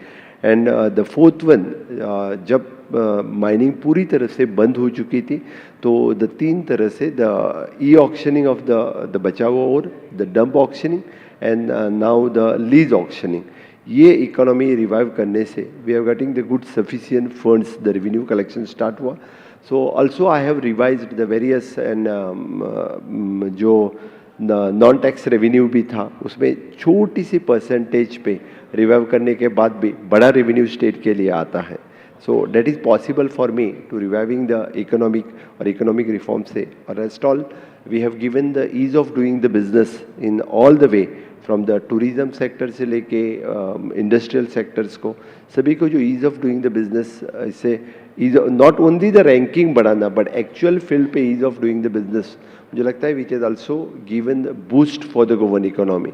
So the mining, tourism and industry, जिस तीनों सेक्टर से, और the economic reform which we have, the structure restructuring of the loan, and second one is an जो हमने using the various resources, single term uses from the different banks, that is also help for the government to revive the economy. Doctor साहब serious बातें तो मैं आपसे बाद में करूंगा, पहले एक बात कर लेता हूं कि यहाँ जितने भी लोग बैठे हुए हैं ये यहाँ तो गोवा जाना चाहते हैं या गोवा होके आ रहे हैं, तो गोवा की इकोनॉमी जो जाना चाहते हैं उनको मैं वेलकम करता हूँ, और जो जाके आए वो और एक बार होके आ जाए, क्योंकि अभी तो बहुत सारा इंफ्रास्ट्रक्चर चेंजेस, अभी द सेकेंड एयरपोर्ट आ गया है विद द जुआरी ब्रिज. पहले जुआरी ब्रिज के लिए बहुत ही कंजेशन होता था, लोगों को एक एक घंटा रोड ब्लॉकेज होती थी, अभी किसी को रोड ब्लॉकेज भी नहीं मिलेगी. और the second new airport which is an Manohar international airport which welcomes Goa को, सभी वेलकम करते हैं. तो मैं ये कह रहा था डॉक्टर साहब कि गोवा एक ऐसी जगह है जहाँ पे हर आदमी टूरिज्म के पॉइंट ऑफ व्यू से, रिलैक्सेशन के पॉइंट ऑफ व्यू से, और अब तो काम के पॉइंट ऑफ व्यू से डिजिटल टेक्नोलॉजी ने ऐसा पॉसिबल कर दिया है कि people can actually work from Goa and be connected to anywhere, any part of the world, in any firm और एनी कंपनी. सो डॉक्टर साहब, ये जो एक वर्क फ्रॉम गोवा वाला सेगमेंट है, उसके लिए एक डिजिटल इकोनॉमी को स्ट्रेंथन करने की ज़रूरत है टूरिज्म के अलावा, और आपकी सरकार ने, जैसा कि मैं देख रहा हूँ, उस पर डिजिटल इकोनॉमी पे काफ़ी काम किया है. स्मार्ट सिटी मिशन के अंदर में पैंजिम को वो डिजिटल कनेक्टिविटी और भी बूस्ट करने की बात थी, उसमें क्या प्रोग्रेस है डॉक्टर सावंत अभी तक, और कितना काम हो गया है और कितना काम अभी होना बाकी है, ताकि ये सब लोग जो हैं अभी तक जो गोवा टूरिज्म के पॉइंट ऑफ व्यू से जा रहे हैं, ये थोड़ा काम करने के पॉइंट ऑफ व्यू से भी जा सकें. एक्चुअल गोवा का हर विलेज, पंचायत, हर गांव तो कनेक्टेड है डिजिटल कनेक्टिविटी से. आज भी हर कोस्टल बीच और ये सब कुछ कनेक्टेड है. रही बात स्मार्ट सिटी की, तो डिजिटल कनेक्टिविटी हर घर फाइबर जो पैंजिम सिटी में हम कंप्लीट करने जा रहे हैं. Even though the digital nomad जो कंसेप्ट, द वर्क फ्रॉम बीच, वो कंसेप्ट हम स्टार्ट कर रहे हैं, विच इज द या वर्क फ्रॉम द बीच. सो लोगों को काम, यानी पहला कंसेप्ट तो गवर्नमेंट की तरफ से हम स्टार्ट कर रहे हैं. So next, so that we can invest, we can ask for the public private partnership to invest in the same thing. इसीलिए तो गवर्नमेंट की तरफ से डिजिटल नोमैड एक कंसेप्ट जो है हम शुरू करने जा रहे हैं. तो मुझे लगता है कि इसके बाद में नॉट वर्क फ्रॉम होम की जो बात चल रही थी, तो आगे हो के लोग इंजॉय भी करें और काम भी करें, इसी के कंसेप्ट के थ्रू गोवा में लोग आए और इंजॉय भी करें और काम भी करें, इस कंसेप्ट से हम आगे जा रहे हैं. डॉक्टर साहब, ये जो वर्क फ्रॉम बीच है, ये जरा इसके बारे में बताइए. ये बड़ा इंटरेस्टिंग कॉन्सेप्ट है और ये मुझे लगता है कि रीडिफाइनिंग वर्क वाला कॉन्सेप्ट है, ये वर्क फ्रॉम बीच. जैसे कि अभी जो वर्क फ्रॉम होम जो काम कर रहे थे, तो उसको डिजिटल कनेक्टिविटी उसके घर में अवेलेबल कर देते थे. हम सोच रहे हैं, already we have taken the policy decision also, at least for the 2 to 3 concept यानी ब्लॉक्स रेडी करें, क्योंकि उनको कनेक्टिविटी जो वहीं पे अवेलेबल दी जाए, so that they can start working from the beaches. So that type of concept already the government had taken the decision. Doctor साहब, एक ये तो वर्क फ्रॉम बीच वाली बात हुई. एक और चैलेंज जो आपकी गवर्नमेंट के लिए अब आने वाले टाइम में आएगा, क्योंकि आप लोगों ने टूरिज्म को इतना प्रमोट किया है और गवर्नमेंट के बाकी इंडस्ट्रियल सेक्टर्स में भी इतना काम हो रहा है, वो ये है कि इंफ्रास्ट्रक्चर डेवलपमेंट पे बहुत काम आपकी सरकार ने किया. और मेरे विचार में जितना काम आपके टेन्योर में हुआ है, उतना टेन्योर इससे पहले कभी एक सिंगल टेन्योर में तो नहीं हुआ गोवा में. लंबे समय में हुआ, अंतराल में हुआ हो तो मुझे मालूम नहीं है, लेकिन अब बढ़ते हुए टूरिज्म की वजह से शायद और इंफ्रास्ट्रक्चर इन्वेस्टमेंट की ज़रूरत है गोवा में. जी हाँ, वैसे तो इस डबल इंजन के सरकार के कार्यकाल में we have spended more than 35,000 crores of rupees on the infrastructure in the state of Goa. The roads हो, ब्रिजेज हो, bridge, even though the beaches पे जितना सारा इंफ्रास्ट्रक्चर हमें वहाँ पे चाहिए थे, के चेंजिंग रूम से लेके the parkings, the Aguada jail museum fort, इस तरह के डिफरेंट सुपर स्पेशलिटी हॉस्पिटल, ये सब इंफ्रास्ट्रक्चर हमने नॉर्थ और साउथ दोनों डिस्ट्रिक्ट में कंप्लीट किया। और नॉर्थ और साउथ की connectivity also with in 1.5 hour we can complete both connectivity. But इसके सिवाय भी अभी भी और इंफ्रास्ट्रक्चर की ज़रूरी है। जिस तरह से हम बोलते हैं कि एडवांस टूरिज़्म की जब बात आती है तो that is adventure tourism, the spiritual tourism, इसकी भी बात चल रही है। तो फिर वेलनेस टूरिज़्म, इसके लिए जो इंटीरियर हम इनलैंड टूरिज़्म की जब बात करते हैं तो हमें टूरिस्ट सन, सैंड और सी, इससे टूरिज़्म को इंटीरियर लेके जाने के लिए बाकी इंफ्रास्ट्रक्चर रेडी करने के लिए भी केंद्र सरकार की मदद लगेगी और उससे बाकी इंफ्रास्ट्रक्चर भी डेवलप हो सकता है। हमने caravan policy, home stay policy already launch की है। सो इस पॉलिसी के थ्रू मैंने प्राइवेट इन्वेस्टमेंट तो आएगा, लेकिन गवर्नमेंट की तरफ से जो रोड इंफ्रास्ट्रक्चर, वाटर, इलेक्ट्रिसिटी जो इंफ्रास्ट्रक्चर इनलैंड में देना चाहिए, इंटरलैंड में देना चाहिए, वो इंफ्रास्ट्रक्चर रेडी करने के लिए so it is required so that government is इस तरह की इन्वेस्टमेंट आगे भी यानी करना चाहती है। Even though the human resource development पे हम हमेशा के लिए चाहते हैं कि not only the infrastructure, human resource create करना जरूरी रहता है। वो ह्यूमन रिसोर्स क्रिएट करने के लिए हॉस्पिटलिटी इंस्टीट्यूट जो गवर्नमेंट ऑफ इंडिया की तरफ से वहाँ बन रहा है, तो उसको और भी ज़्यादा हॉस्पिटलिटी इंस्टीट्यूट और स्किलिंग ऑफ द यूथ, जैसे हम बोल रहे हैं कि hospitality type of different courses already we have started in our ITIs, but और भी इस तरह के कोर्सेज ह्यूमन रिसोर्स क्रिएट करने के लिए हम स्टार्ट कर रहे हैं और उसके लिए गवर्नमेंट ऑफ इंडिया की भी मदद चाहिए। Even though the private investors those who are ready to invest in the state, for them also we are welcoming to invest in the tourism sector, hospitality sector, यानी कि सन, sand, सी के साथ spirituality और बाकी टूरिज़्म गोवा में बढ़े। और ज़्यादातर गोवा के ही यूथ जो इस तरह के टूरिज्म एक्टिविटी में पार्टिसिपेट करे। पहले यानी हम सिर्फ इंफ्रास्ट्रक्चर डेवलप करके नहीं होगा, तो फिर ह्यूमन रिसोर्स के ऊपर ज़्यादा ध्यान देना। इसलिए हमारी सरकार even though we have started with the aviation skill development centre, Mopa international airport ही हमने डेवलप किया, उसके साथ साथ जो एविएशन स्किल डेवलपमेंट जो स्किल किया, उससे अप्रॉक्सीमेटली मोर देन 1500 यूथ हमने एविएशन सेक्टर में उसको स्किलिंग, रीस्किलिंग, अपस्किलिंग की बात जो थी वो की है। अभी on the same line from the ITI to IIT students we are doing the skilling, reskilling, upskilling, उसको करना ये ऑलरेडी हमने स्टार्ट किया है। और गवर्नमेंट ऑफ इंडिया की मदद से आगे भी इस तरह से जो ह्यूमन रिसोर्स क्रिएट करने में हम ज़्यादा इन्वेस्ट कर सकते हैं। डॉक्टर साहब, इससे दो बातें मैं लूँगा आपसे, एक तो स्पिरिचुअल टूरिज़्म की बात लूँगा और एक आपकी अप्रेंटिसशिप स्कीम है आपकी गवर्नमेंट की, जो गवर्नमेंट ऑफ इंडिया का भी एक बहुत बड़ा प्रोजेक्ट है अपस्किलिंग को लेकर के यूथ की, जिसकी बहुत ज़्यादा ज़रूरत भी है इस देश में। बट इससे पहले मैं ये आपको बता दूं कि शायद स्पिरिचुअल टूरिज़्म जो आपका है उसके बहुत ज़्यादा टेकर्स आपको गोवा में मुश्किल होंगे ढूंढने। स्पिरिचुअल टूरिज़्म के लिए तो हम हमेशा के लिए लोगों को वेलकम करते हैं। रिसेंटली हमारे स्वामी ब्रह्मेशानंद स्वामी जी ने वहाँ पे जो महाआरती जो उत्तर काशी में रहती है वो दक्षिण काशी में, जैसे ऑन सेम कंसेप्ट जो स्टार्टेड द समुद्र आरती एट मिरामार बीच, हमने जो मिरामार बीच जो प्रोमिनेंट डेवलप किया है वहाँ पे रिसेंटली उन्होंने समुद्र आरती स्टार्ट की है। इसी तरह से आगे हो के मुझे लगता है कि Goa in future will be known for the दक्षिण काशी भी जाने जाते। गोवा में ढेर सारे टेम्पल्स वहाँ पे हैं, जो टेम्पल्स ऑलरेडी टेम्पल कनेक्ट और बाकी तरह से ही स्पिरिचुअलिटी और ज़्यादा बढ़ेगी। योगा वेलनेस सेंटर भी गोवा में प्राइवेट लोग इन्वेस्ट करने आ रहे हैं, तो मुझे लगता है इन फ्यूचर इस तरह की स्पिरिचुअल टूरिज़्म को भी बढ़ावा मिलेगा। My final question to you doctor Sawant, ज़्यादा समय नहीं लूँगा मैं आपसे, लेकिन एक मेरा फाइनल सवाल ये है कि जो अप्रेंटिसशिप स्कीम आपकी गवर्नमेंट ने लॉन्च करी और एक बड़ा यूनिक एक्सपेरिमेंट आपकी सरकार ने किया, वो ये कि वेरियस गवर्नमेंट डिपार्टमेंट्स के साथ आपने गोवा के गोवन यंगस्टर्स को अटैच करना शुरू किया, उनको एक स्कॉलरशिप टाइप ऑफ अमाउंट दिया। उसका क्या सक्सेस है, क्या रिजल्ट्स अब उसके आने लगे हैं? बिकॉज उस स्कीम को लॉन्च किए हुए जहाँ तक मुझे लगता है 1 साल तकरीबन होने वाला है। सबसे पहले तो मैं माननीय प्रधानमंत्री नरेंद्र मोदी जी को धन्यवाद देता हूँ, क्योंकि उन्होंने सोचा कि स्किल डेवलपमेंट जैसी नवी मिनिस्ट्री चाहिए और 2014 में माननीय प्रधानमंत्री ने स्किल डेवलपमेंट एक न्यू मिनिस्ट्री फॉर्म की और उसी न्यू मिनिस्ट्री के अंतर्गत उन्होंने ये अप्रेंटिसशिप वाला कंसेप्ट वो इंट्रोड्यूस किया।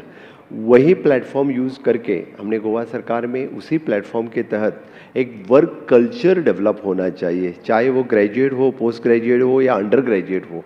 उसको एक बार काम करने के नॉट ओनली द ITI या इंजीनियरिंग या टेक्निकल सेक्टर के लोगों को अप्रेंटिसशिप मिले और बाकी जो ग्रेजुएट अंडर ग्रेजुएट जो रहते हैं उनको अप्रेंटिसशिप न मिले तो वर्क कल्चर डेवलप नहीं होगा। इस तरह के जो ग्रेजुएट अंडर ग्रेजुएट मिल के यानी वो घर पे बैठे रहेंगे। तो फिर मैंने सोचा कि वही प्लेटफॉर्म यूज़ करके एक स्टेट में वर्क कल्चर डेवलप करने के लिए जो कोई यानी पास आउट होता है या अंडर ग्रेजुएट फेल होके घर पे रहता है उसके लिए भी अप्रेंटिसशिप स्टार्ट करें। और मैंने वो स्टार्ट की in the government and in the private sector. मैंने सबको कहा कि आप भी अप्रेंटिसशिप इसी तरह से ले लो। तो फिर सभी ने यानी apprenticeship approximately more then 15,000 youth in a year they have join for the apprenticeship. उससे अभी वर्क कल्चर बहुत ही अच्छा बढ़ा। लोगों को लगा कि इससे जो स्किलिंग रीस्किलिंग अपस्किलिंग वाला कंसेप्ट जो मैं सीखा था उसको एक्चुअल इम्प्लीमेंट करे और जब एक्चुअल इम्प्लीमेंट करता है तो उसके काम के लिए वो अच्छा काम में आ जाएगा। ये कंसेप्ट डेवलप हो गया है और मुझे लगता है कि इसी तहत कि सभी प्राइवेट सेक्टर में भी लोगों ने बच्चों को ज्वाइन करके ले लिया। और मैं ऐड करूँगा इसके ऊपर कि जो मैंने जो क्लास सी कैटेगरी की जो जॉब गवर्नमेंट में रहते हैं for them it is a compulsory the first time in the state government in the Goa state government में either वो apprenticeship हो या experience हो it is a compulsory to join in the government। इससे पहले वो नहीं था। कोई भी ग्रेजुएट पास होता था, कोई भी जाके एप्लीकेशन करता था उसको जॉब मिलती थी, लेकिन जो एक्सपीरियंस वाले वही रह जाते थे। इसके लिए कम से कम 1 साल का एक्सपीरियंस नहीं तो अप्रेंटिसशिप कंपलसरी है। इसलिए अभी हर बच्चा यानी वो अप्रेंटिसशिप के लिए ज्वाइन होता है, वो ग्रेजुएट होने के बाद घर नहीं बैठता है। So it is getting the additional benefit. No doubt, he is getting the honorarium, but he is getting the experience, work experience in the particular field. तो फिर पूरे स्टेट में एक अच्छा वर्क कल्चर वाला माहौल क्रिएट हुआ है और बच्चों में एक उत्साह है। So that automatically we have started with the staff selection commission. Already the Goa Public Service Commission is already there. एक ट्रांसपेरेंट मैनर से ये प्रोसेस स्टार्ट हो गया है। डॉक्टर साहब, पॉलिटिशियन हो और पॉलिटिक्स की बात ना हो तो थोड़ा काम कमज़ोर हो जाता है। तो आपसे पूछ लेता हूं कि वो जो मोदी जी का स्लोगन है इस बार का कि अब की बार 400 पार, उसमें आपका कितना योगदान है? 100% योगदान है। तो क्योंकि जो अब की बार 400 पार एनडीए तो 400 पार करेंगे, ओन बीजेपी 370 पार करेंगे। गोवा की तरफ से 100% दोनों के दोनों सीट यानी भारतीय जनता पार्टी मोदी जी के परिवार के चुन के आएंगे। तो और बाकी भी जहाँ जहाँ पे मेरे जैसे छोटे कार्यकर्ता की मदद लगे कि वहाँ पे मैं तो प्रेजेंट रहूँगा। बिल्कुल। आप तो आजकल अभी बड़े स्टेट्स में कैंपेनिंग के लिए भी गए हैं, पहले कर्नाटक गए थे और बड़े स्टेट्स में भी कैंपेनिंग के लिए गए हैं। क्या माहौल दिखता है? डॉक्टर साहब, एक फाइनल क्वेश्चन लेता हूँ। बड़े स्टेट और बीजेपी जैसे स्टेट जैसे मैंने महाराष्ट्र हो या कर्नाटक हो, इसमें तो माहौल बहुत ही अच्छा है। लेकिन I am surprise when I visited to the southern part of the country, Kerala हो, तेलंगाना हो, तमिलनाडु हो, इन स्टेटों में भी मैंने प्रवास किया है। वहाँ पे जिस तरह से माननीय मोदी जी को जो अट्रैक्शन मिल रहा है, जो लोगों का लोग चाह रहे हैं, यानी 2-3 इंसिडेंट मैंने 370 और रामलला दर्शन के बाद तो मुझे लगता है कि people will get the surprise in the Kerala, Telangana, Tamil Nadu, इस जैसे स्टेट में बहुत बड़ा सरप्राइज लोगों को दिखेगा। और इन जैसे स्टेट यानी केरल और तेलंगाना में, तमिलनाडु में भी account open Bharatiya Janata party का हो जाएगा। लोगों को पता चलेगा इन स्टेटों में भी माननीय मोदी जी का प्रभाव जो है बहुत बड़ी मात्रा से प्रभाव है और पहली बार इन स्टेटों में भी बहुत बीजेपी की सीट्स और एनडीए के सीट्स जीतेंगे। तो आपके 100% वाले जवाब पे once again doctor Sawant, thank you very much. Thank you for coming at such a short notice. Thank you for coming from Goa, and thank you once again from all the viewers of NDTV. Thank you for the आपका जो NDTV का award हमें मिला, इसलिए आपका भी बहुत बहुत धन्यवाद। और आपने मुझे मौका दिया कि लोगों के सामने गोवा की बात रखने की, तो मैं यही अवसर लेके गोवा जैसे छोटे राज्य में सबको इनवाइट करता हूँ। टूरिज़्म के लिए तो सन्स एंड सी के साथ यानी स्पिरिचुअलिटी और जो हर घर फाइबर वाली जो बात चल रही है उसी के साथ यानी वर्क फ्रॉम बीच इसके लिए भी आ जाए, इसके लिए मैं सबको इनवाइट करता हूँ। फिर एक बार NDTV का बहुत बहुत धन्यवाद।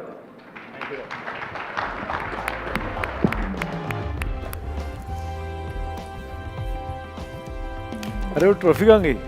Thank you Goa chief minister Pramod Sawant ji, आपने हमारे मंच पर आने के लिए इतना वक्त निकाला. Thank you so much and thank you Nikunj. Shifting focus now, let's now introduce you to another very accomplished woman who joins us here today. The spotlight will be on her shortly. She dreamt of flying from the time she was a child, but her journey to fulfill this dream required both a physical and a mental transformation. She lost 20 kgs to meet the medical requirements, and with the support and encouragement of her father, became an Indian Air Force pilot. In May 2023, squadron leader Nikita Malhotra flew a sortie with a critical emergency.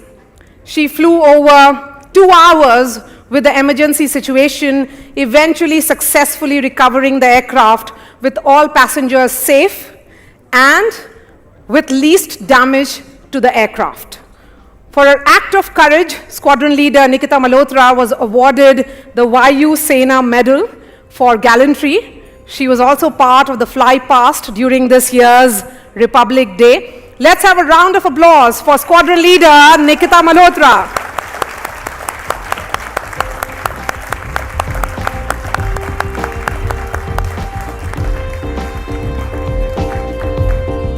We have Honorable Minister Hardeep Puri with us.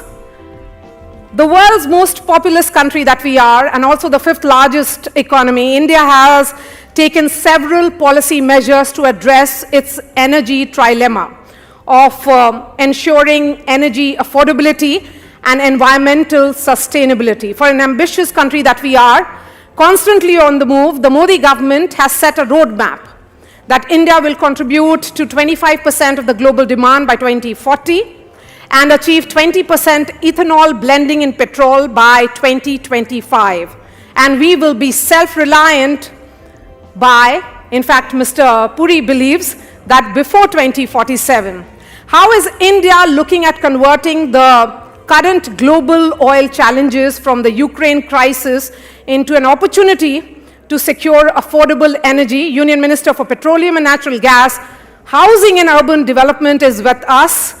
And over the last few years, he has on multiple platforms spoken rather unabashedly and forthrightly, putting across India's roadmap. I would like to invite the Honorable Minister on the stage and my colleague Tamanna Inamdar, Executive Editor of NDTV Profit, for a conversation here.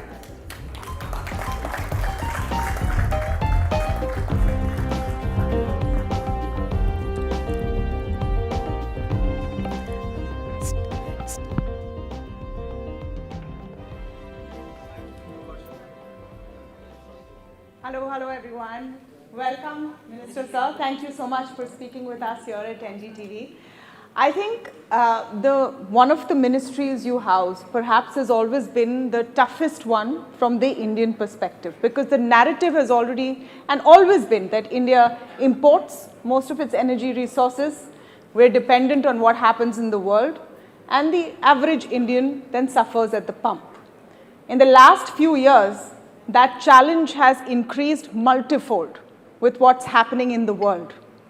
What has been the biggest strategy in your mind when trying to manage what's happening in Ukraine, Russia, now in the Red Sea, to ensure that India is never energy starved? What you describe as a challenge, I think also contains within it an opportunity. And I think that challenge and in turn that opportunity becomes very exciting if the economy is firing on all 6 cylinders. I'm stopping at 6 cylinders. I think we can go on to further also. Energy is the lifeline of any economy.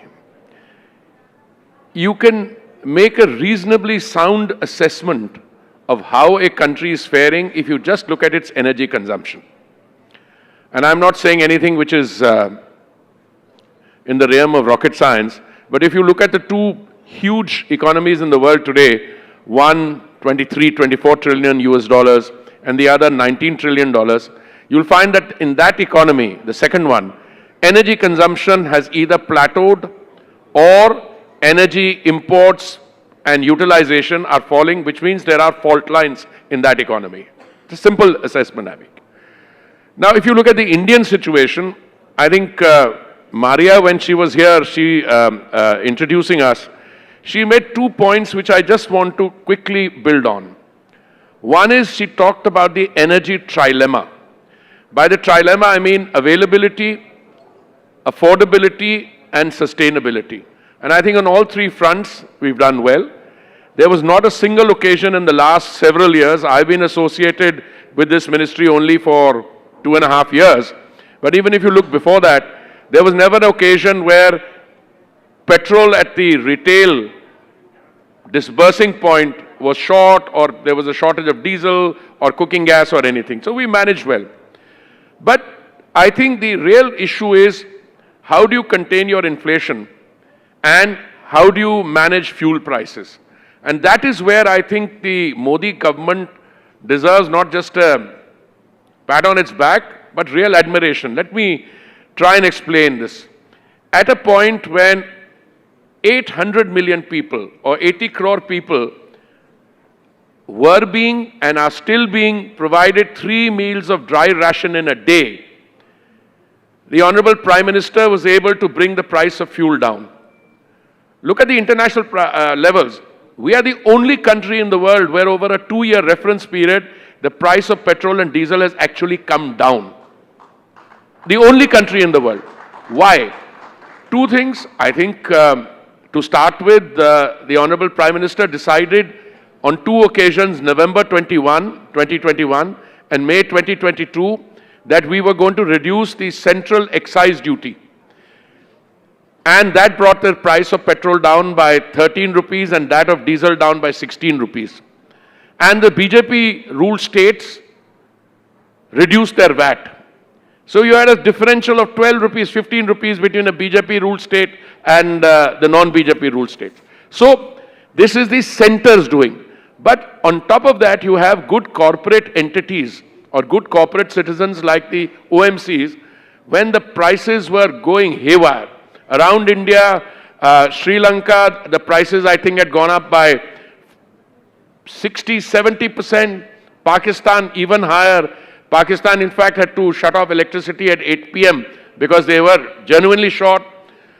In the United States, Western Europe, Canada, I think it went up again between 25 and 40%. And India, the prices were coming down.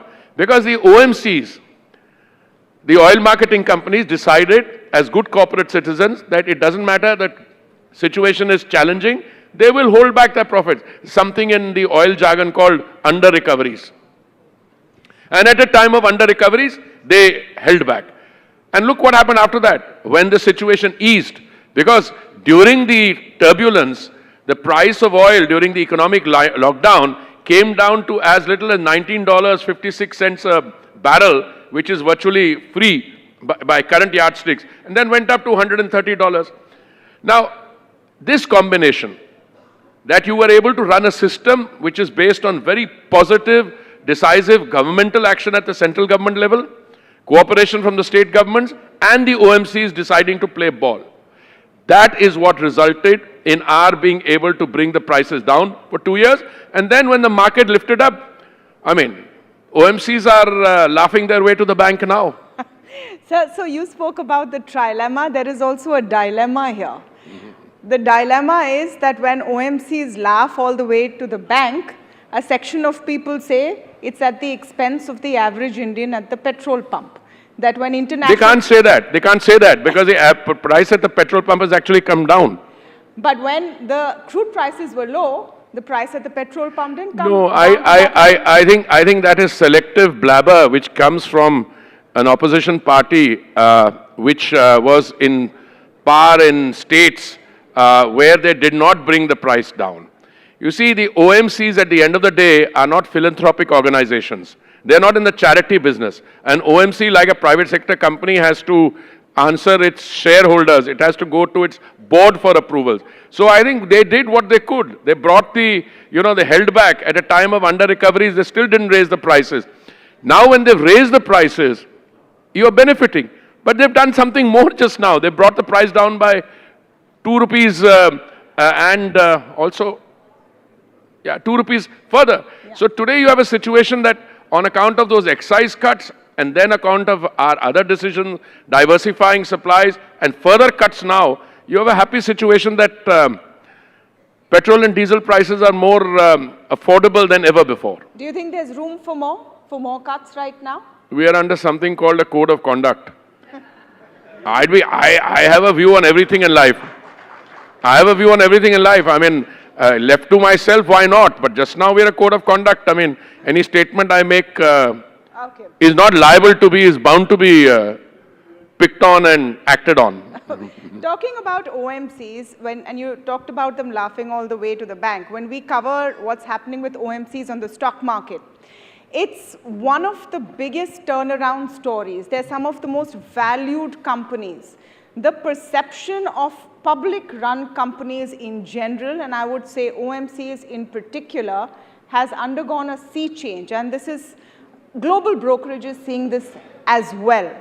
What do you think is that big change? No, the change is staring you in the face. Suddenly the public sector, I'm talking about perception now. I can come to individual companies. I'd be happy to share one or two examples. Public perception used to be that public sector companies are like the bureaucratic setup of the rest of the government. People come to office at 9 o'clock, run away at 5 o'clock, they are risk averse, they don't go out and grab the challenges which are available, and by and large, and there are some other allegations that the oil public sector companies or the OMCs are also excessively amenable to some of the big private sector giants, that they are able to control them. I think the good news is that public sector in general is doing very well. I also happen to be Minister for Housing and Urban Affairs. HUDCO has done very well. HUDCO has got what, a Maharatna status now. The OMCs, somebody said, but the market is rising. Yeah, market is rising, but the market rose 43% and the OMC valuations rose in multiples thereof, some 120%, 160%. Why? Because they've done a good job, and in a time of crisis, in a time where there was challenge, they proved their mettle, and the marketplace, I don't use words like the magic of the market, but the market has a lot of very intelligent people who can make assessments on what is happening, and that's how valuations go up. Right now, looking at where crude prices are going, we are seeing Brent inching back to 87. You have drone attacks taking out Russian refineries. Is this something that we should be worried about in terms of Indian exposure to international crude prices? Look, at any point of time in the last 3, 4, 5 years, anyone who thinks that the global situation is not challenging either lives in cuckoo land or underestimates what the challenges are. The challenges have been there for a long time. The pandemic was a challenge. Recovery from the pandemic was a challenge.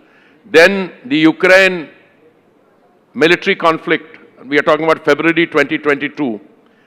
No one is saying that there is not enough oil in the market. What is happening is that those who control the production and release of energy, that is crude oil, they've decided to cut back. Madam, the total production and release into the market prior to this phase was 102 million barrels per day. Suddenly, OPEC Plus, those who are the producers of this energy, they cut it by 5 million barrels a day. So what happened? As a result of that, you've down from 102 to 97. Ideally, if you reduce 5 million barrels a day in a situation like this, price should have shot up. But the fact that one big economy is not growing as fast, look, one has to be very careful with words. If you're a $19 trillion economy and you're growing at 2%, that's a lot of growth. But you look at Western Europe at the same time. I don't want to go into individual countries, but if you look at quarter on quarter, They are technically in a recession situation.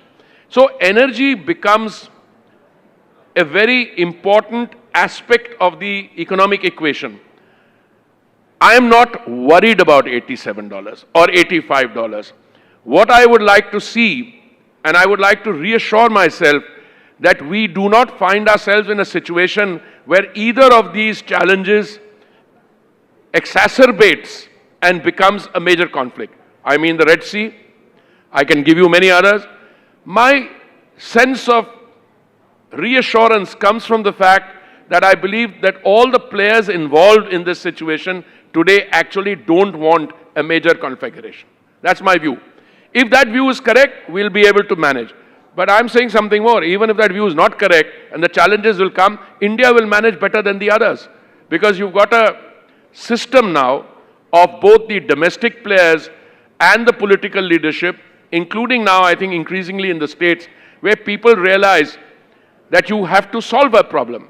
Recently, we had an issue in Rajasthan, where, you know, because the BJP, before the BJP government came there, the Congress government was not willing to reduce the VAT. The difference between Rajasthan and the neighboring states, 12 rupees difference per petrol per litre. So that is one. The second is, I think we've got confidence in ourselves. When I became Minister for Petroleum and Natural Gas in July 2021, there was one major OMC which was up for sale. Now you're smiling. See, I may basically mention, and you know what is. So one of the first things that I realized when I became joined the Petroleum Ministry, everyone I met said, "Aapko BPCL bechni hai, to hame bechiye." So my first question to myself was, why is everybody wanting to buy an entity if that entity we are selling, there must be something right in it. And you know, on the one hand, it pains me to acknowledge this, but at the same time, I'm thrilled. We decided at our level, no sale, which is in marked contrast to the position I took on Air India. On Air India, I got up in Parliament and said, gentlemen, ladies and gentlemen, the issue is not privatization or no privatization. Here the choice is, if you don't privatize, you'll have to close the airline down. And then that was a very good decision. Here, we said we're not selling it. You know, the first 3 quarters of the year, the profits after tax of BPCL are almost equivalent to what price people wanted to buy it at. So that shows the strength of our companies. And I mean, I was appalled. How can BPCL, which has such rich tradition and which has so much of involvement in our economy in every part of the oil equation and chain. So I'm very happy. So all these companies are doing well. Would it be fair to say that that's an extension to the view on disinvestment overall? Why sell? No, I don't think you can draw an inference from that. After all, the Air India disinvestment proved to be very successful and very right. Here was an entity which should never have been considered for disinvestment. But we'll put that aside. We'll put that aside. We have to make it work. And I think today that reversal of the decision is now fully justified in terms of the economic numbers we are looking at. I just want to come, and speak to you a bit about the whole strategy India had of buying Russian oil when Russia was facing sanctions. There was pressure, there was flack from some quarters globally. We stood firm and said we will do what works for us best. As of today, do you think we still need to import that quantum from Russia? Is there a concern now there are sanctions on Russian tankers or Russian transport ships? What is the situation right now, sir? No, first of all, I think there's a lot of subterfuge out there. A lot of things which are said make no sense to me. One is the Indian position. The Indian position all along has been, we will buy from wherever we have to buy. And our position is that our OMCs, I'm not speaking on behalf of my private sector, and I think the ratio between the OMCs and private sector is about 70-30 or so, thereabouts. So 70% of our imports are done by the oil marketing company. Their position clearly is, we will buy from wherever we have to buy.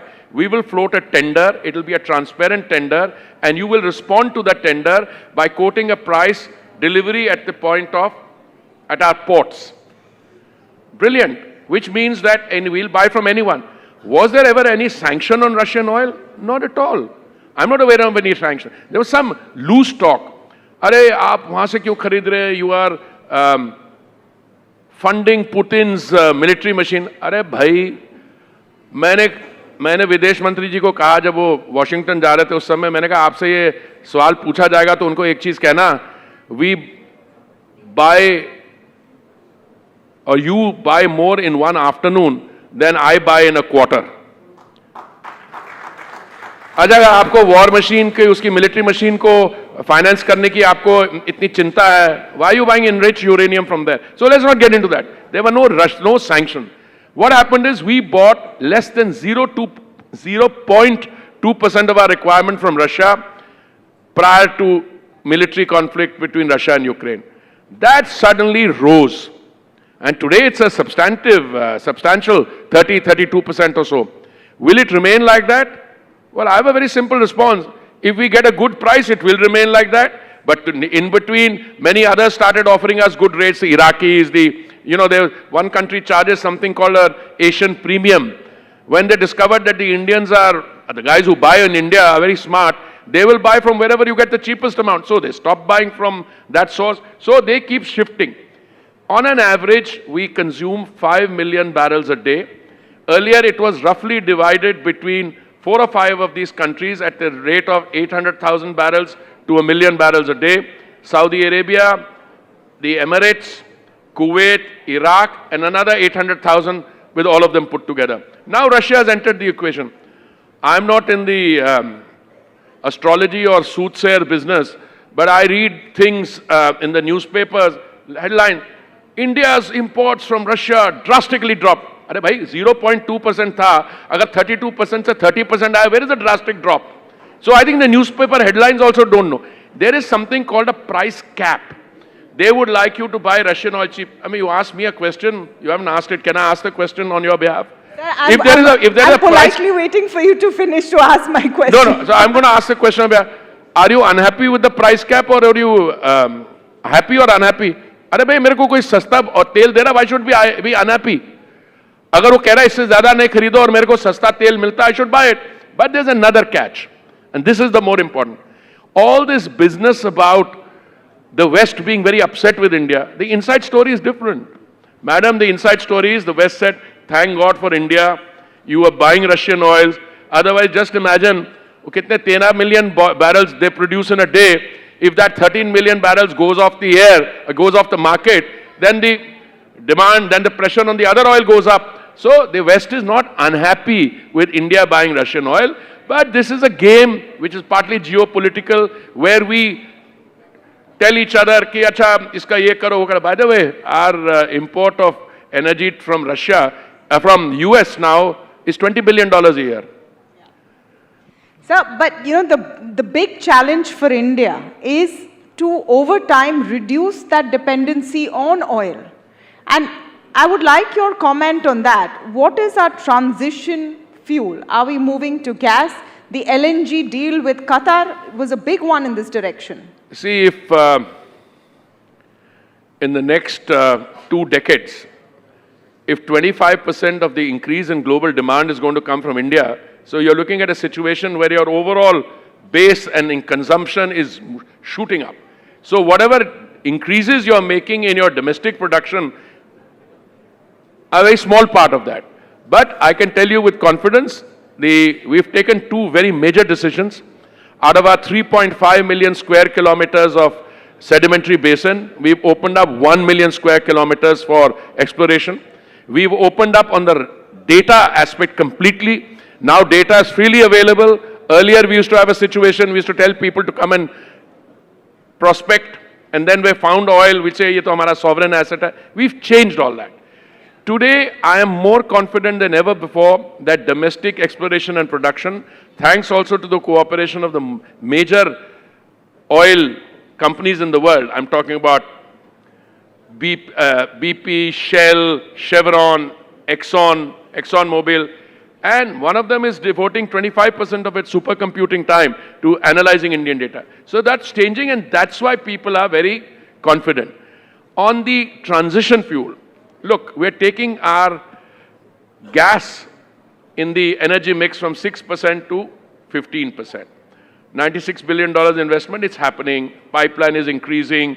We are finding gas. We are importing more gas. We've just signed a very major deal with one supplier. We've done that. Then we are moving from there as a transit fuel. Ultimately, the fuel of the future is green hydrogen. And there, it's a good story. It's a great story and so much more to talk about, but thank you so much for your time, Mr. Puri. Truly, India's energy transition is something the world will watch. Thank you very much, and thank you for being supporters of green energy. Thank you very much.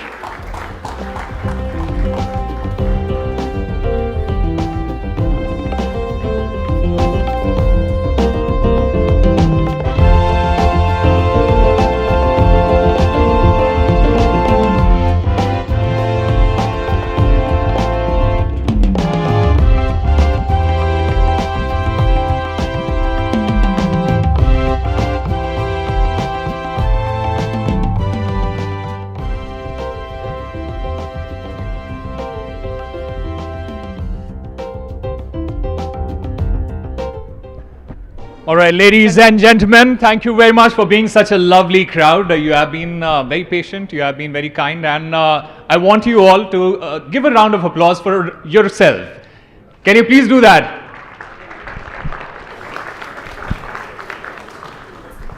Hindustan में जब sports की बात होती है तो सबसे पहले हम क्रिकेट की बात करते हैं, और क्रिकेट की बात करते हैं तो हमारे साथ यहाँ पे 4 सुपरस्टार्स हैं जिनसे हम जाके थोड़ी सी बात करते हैं और जानते हैं कि क्या चल रहा है आजकल क्रिकेट में.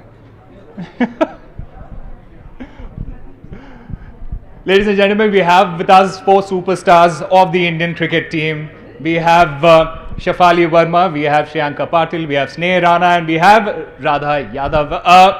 Ladies, सबसे पहले तो WPL के बारे में बात करते हैं. बहुत ही शानदार सीजन रहा है, स्पेशली इनके लिए, not so much for you. तो थोड़ी सी लड़ाई भी करवाते हैं यहाँ पे. You are a united bunch is what you are saying, right? All right, but tell us about your experience of playing in the WPL. It has been a phenomenal season. This is the second season. What a great tournament. Yeah, of course, हम final तक पहुँचे, so really great tournament for us, and of course हमारे Indian players के against खेलना तो बहुत ही मज़ा आता है. So yeah, WPL के लिए हम हमेशा वेट करते हैं बिकॉज बहुत मज़ा आता है, एंड ऑफ कोर्स बहुत बड़ी लीग हो गई है, बहुत ज़्यादा क्राउड आता है. So thanks to BCCI for this, and so yeah, just enjoying WPL, and I hope women's sport और grow हो. So yeah.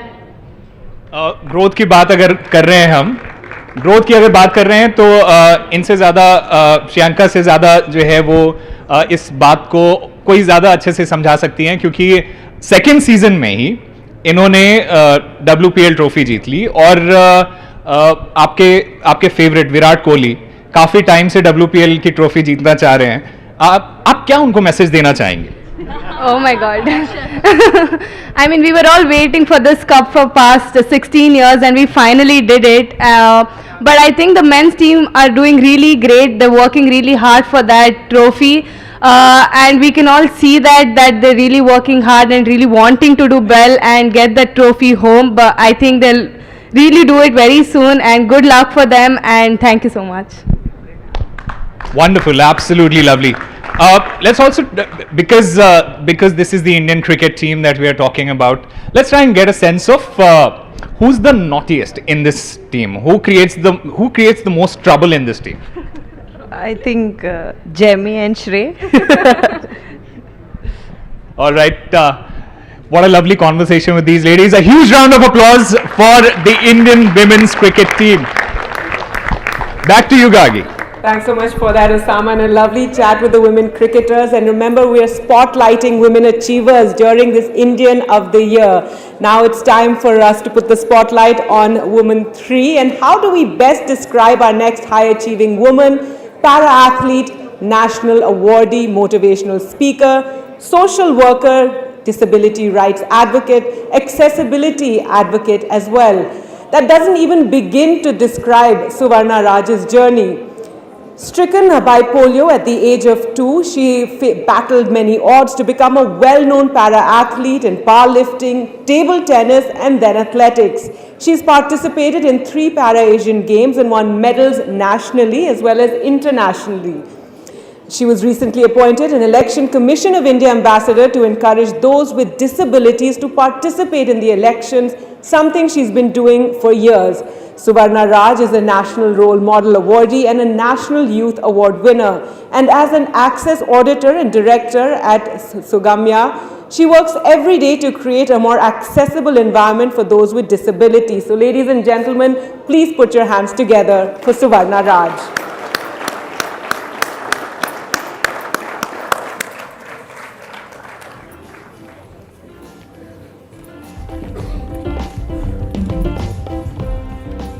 And we are back with another category, and this one is a very special one. From Oscar wins to recording breaking box office profits. 2023 was the year of highs for Indian cinema. 2023 also showed that it's a beginning of a new phase in the Indian cinema, one which was marked by deeply involved collaboration of various industries which are about major cross-industry collaboration. Have I revealed anything, Sumit? No. तो मारिया की बातों से आप लोग समझ ही गए होंगे कि अब हम क्या बात करने जा रहे हैं। हम बात करने वाले हैं फिल्मों की। फिल्म यूनिट की एक ऐसी शख्सियत होती है फिल्मों में जो किसी को भी अपने इशारों पर नचा देता है।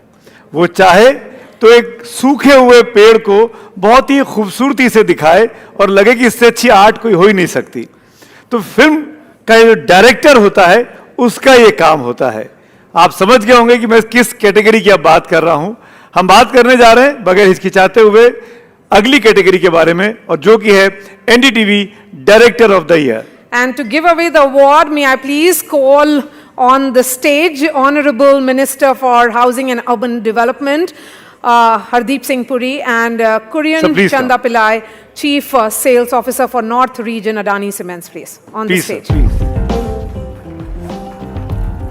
Sir, please. सर को दीजिए। पुरी साहब आपसे रिक्वेस्ट है, एनवेलप में विनर का नाम है। Sir please come in centre.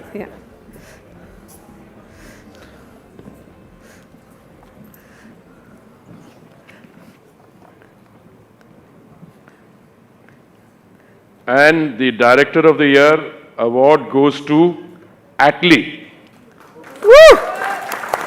Please come over, Atlee. कितने करोड़ कमाए हैं कोई नहीं जानता है। 100, 200, 300। इस साल की सबसे बड़ी फिल्म 2023 की जवान के डायरेक्टर हैं, शाहरुख खान से नचाया है। और देखने में जितने युवा हैं काम उतने बड़े बड़े कर रहे हैं। सर जोरदार तालियां दोस्तों। एटली को रोज रोज दिल्ली में देखने को नहीं मिलते हैं।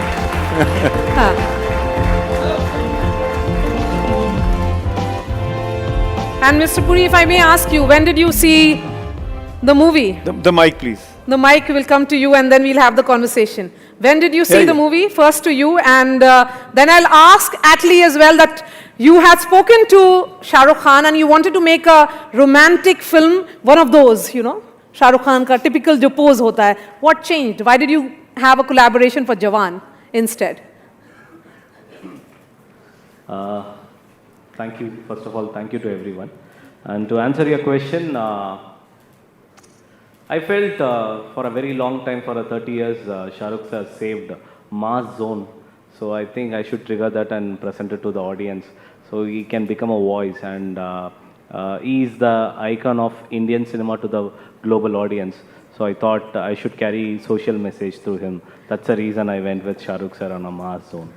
And Mr. Puri, if I may ask you that same question, I mean in the sense that you are a cinema buff, you and your wife, Lakshmi ma'am, regularly watch cinema. When did you see Jawan in particular? Well, I saw Jawan, but I've also, I just mentioned to our hero here, I mean, directors are also heroes. I mean, I just told him that, I mean, I thought it was a great privilege and honor for me to be handing this out, this award, because otherwise what do? You put me in the category of builders, oil companies and all that. I mean, look at this kind of creative creative genius here. So I was so delighted. And you know, I was in the world of diplomacy for 39 years. So I quickly told him, you know, my son-in-law is also a Tamil.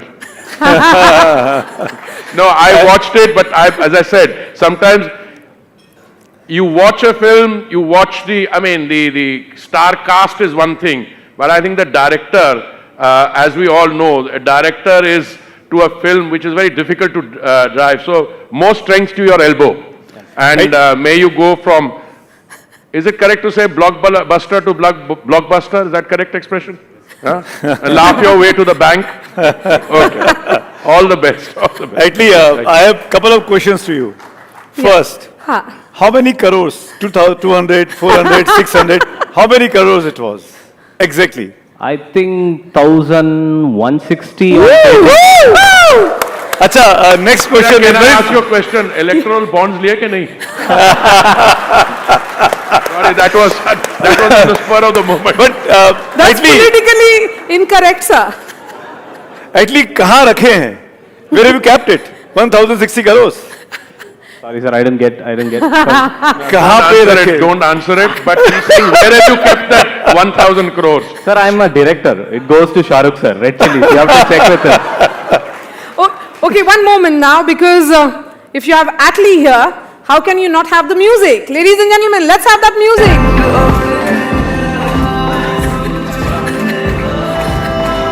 You can do it. Please, ma'am, please. This was the biggest hit of 2023. When you had Shah Rukh Khan dance to this, and when you created this music, of course in collaboration, because director puts together the big pie, what was it like? Particularly about this song credit goes to Ani and Farah Khan, who really choreographed really well. Farah did a very good signature, which I think most of the iconic person did, and it became very famous, and thanks to them. Moreover, I want to, can I? Yes, please. Yeah. So I want to thank NDTV. Dreams do come while sleeping, but those are not dreams. The dreams which make you sleepless are the real dream. This is a long time dream I had in me, and sorry for taking one minute. Take more time. This is much nicer. So I'm from Tirupparamkundiram, Madurai. Okay, from there to Delhi to get this is something else for me. So I want to thank everyone whoever supported me, and I think I have thanked them every now and then in every meetings. But I didn't thank one particular segment. So in which I think this is a very nice dais to thank them. See, when this film was in talks in 2019, Mr. Shah Rukh sir came to Chennai to meet me, and he took me to IPL match in 2019. It was CSK versus KKR. So when we were together, a photo came. And out of that photo, just 2% of positivity. Congratulations, Atlee. 98% was hatred. And the hatred is something else. Are you a right person to stand in front of him? Are you a person going to make a film? This is what we can make. So see, fans are very, very needed. Fans, they love you. But haters are obsessed with you. Because fans, they talk twice a day, thrice a day. But these haters will talk even in sleep about us. Thank you, haters. And I'm going to thank you all for this. And thank you, everyone. Thank you. That's all I want to mention. God bless you. And if Atlee can make, I'm just telling to the youngsters, if Atlee can make to NDTV Director of the Year, Indian of the Year, then I think anyone can make. Just focus on your dream. Go for it. Thank you. Atlee, are you sure that you do not want to capture the signature move? No, Let's make one more No, ma'am. Please, ma'am. Please. Slowly you're positioning me as a mass director. So I want to be in that gesture and I have to leave that. Thank you, ma'am. Thank you. Thank you so much. Lovely. Thank you, sir. Big congratulations, Atlee. Thank you, sir. Thank you. Lovely talking to you. I just want to compliment you once again. With that roaring success, you also have a human quality of humility. So God bless you. Thank you, sir. God bless you. God bless you, Atlee. Thank you, Puri sir. Thank you so much. Yes. Thank you, sir. Thank you so much. Thank you.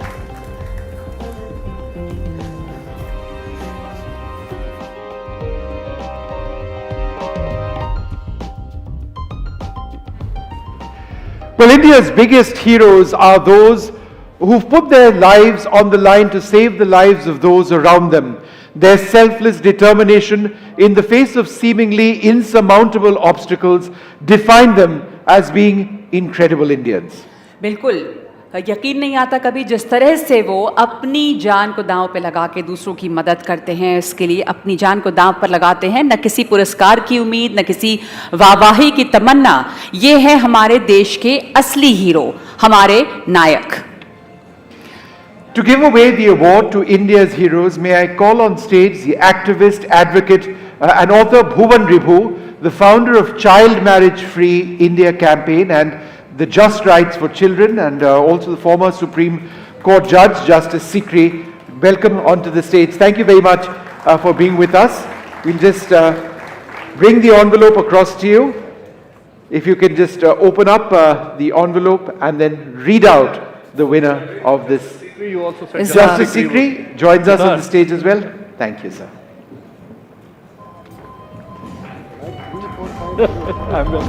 Request both of you to announce the winners in this category.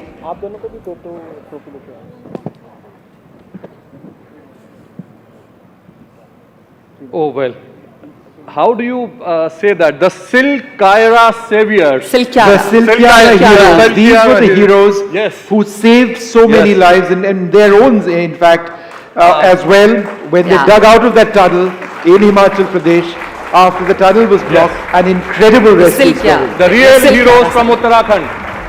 The Silkyara Tunnel. आप सबको याद होगा कि हमने दिनों तक देखा था कुछ लोग फंसे हुए थे टनल के अंदर में, और ये लोग थे जिन्होंने आखिर में जहां मशीनें फेल कर गई वहां पर इन हिम्मतवर लोगों ने हौसला बनाए रखा और 41 जिंदगियां बचाई। जोरदार ताली इन लोगों के लिए। सिलक्यारा बारकोट सुरंग जहां 17 दिन तक 41 मजदूर फंसे रहे थे और आखिर में इन्हीं 12 लोगों की मदद से उन्हें एक बार फिर से जिंदगी मिली।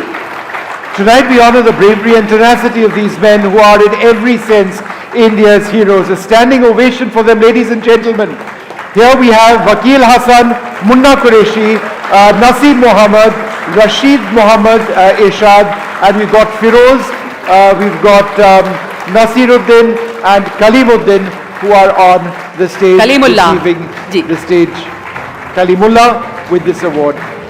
बहुत बहुत बधाई आप तमाम लोगों को। हमें पता है कि आपने किसी पुरस्कार की चाह में ये काम नहीं किया, आपने अपनी जान को दांव पे लगा के ये काम किया और इतने लोगों की 41 लोगों की जानें बचाई हैं। बहुत मुबारकबाद आप तमाम लोगों को।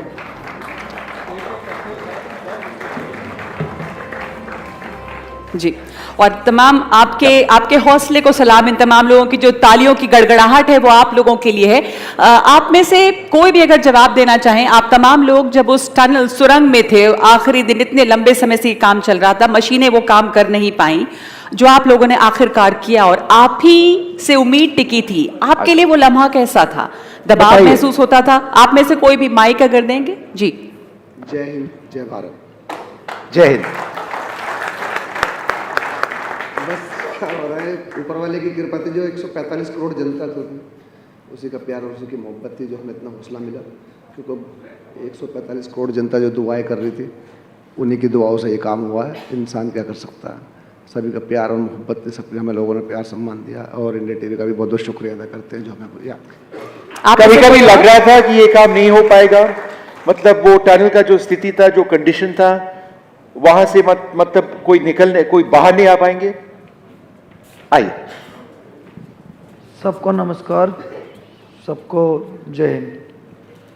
हम मेरे दोस्त हैं वकील हसन, जिन्होंने हमें फ़ोन करा था, भाई मुन्ना 41 लोग फंसे हुए हैं, क्योंकि हमें इतना टाइम तो मिलता नहीं, अपने बच्चे संभालें या भाई कहाँ देखें, हमें न्यूज़ व्यूज़ देखने की इतनी, अब देखना ज़्यादा चालू कर दिया क्योंकि हमारा भी फोटो आता है उसमें। हाँ, उस टाइम देखते नहीं थे, तो भैया ने बताया मेरे को, हमने 41 लोग फंसे हुए, मैंने बोलने लगे वहाँ पे बहुत बड़ी मशीनें फेल हो गई, तो मैंने भैया आप वीडियो मंगा लीजिए और हम चलेंगे जरूर, उस काम को देखेंगे। जब इन्होंने वीडियो मंगाई थी तो मैंने इनसे कह दिया था भैया हम कर लेंगे उसे, और 24 घंटे में करके आ जाएंगे हम वापस उस काम को। वैसे हमारी पूरी टीम थी और हमें बहुत उम्मीदें थी, और हम उन्हें वहाँ पे भी हमने जाके कहा था 24 से 36 घंटे में उन्हें बाहर ले लेंगे हम। मगर वही वाला हिसाब है, ज़्यादातर आज के टाइम में डिप्लोमा पे वो भरोसा किया जाता है, तजुर्बे पे कम कर रहे हैं, क्योंकि डिप्लोमा होता है। बहुत कमाल की बात कही आपने, डिप्लोमा पे भरोसा ज्यादा, तजुर्बे पे कम। आप में से कोई और भी क्या जोड़ना चाहेंगे इस पे बात? आप में से कोई भी बोलना चाहें? जय Hind, hello everyone.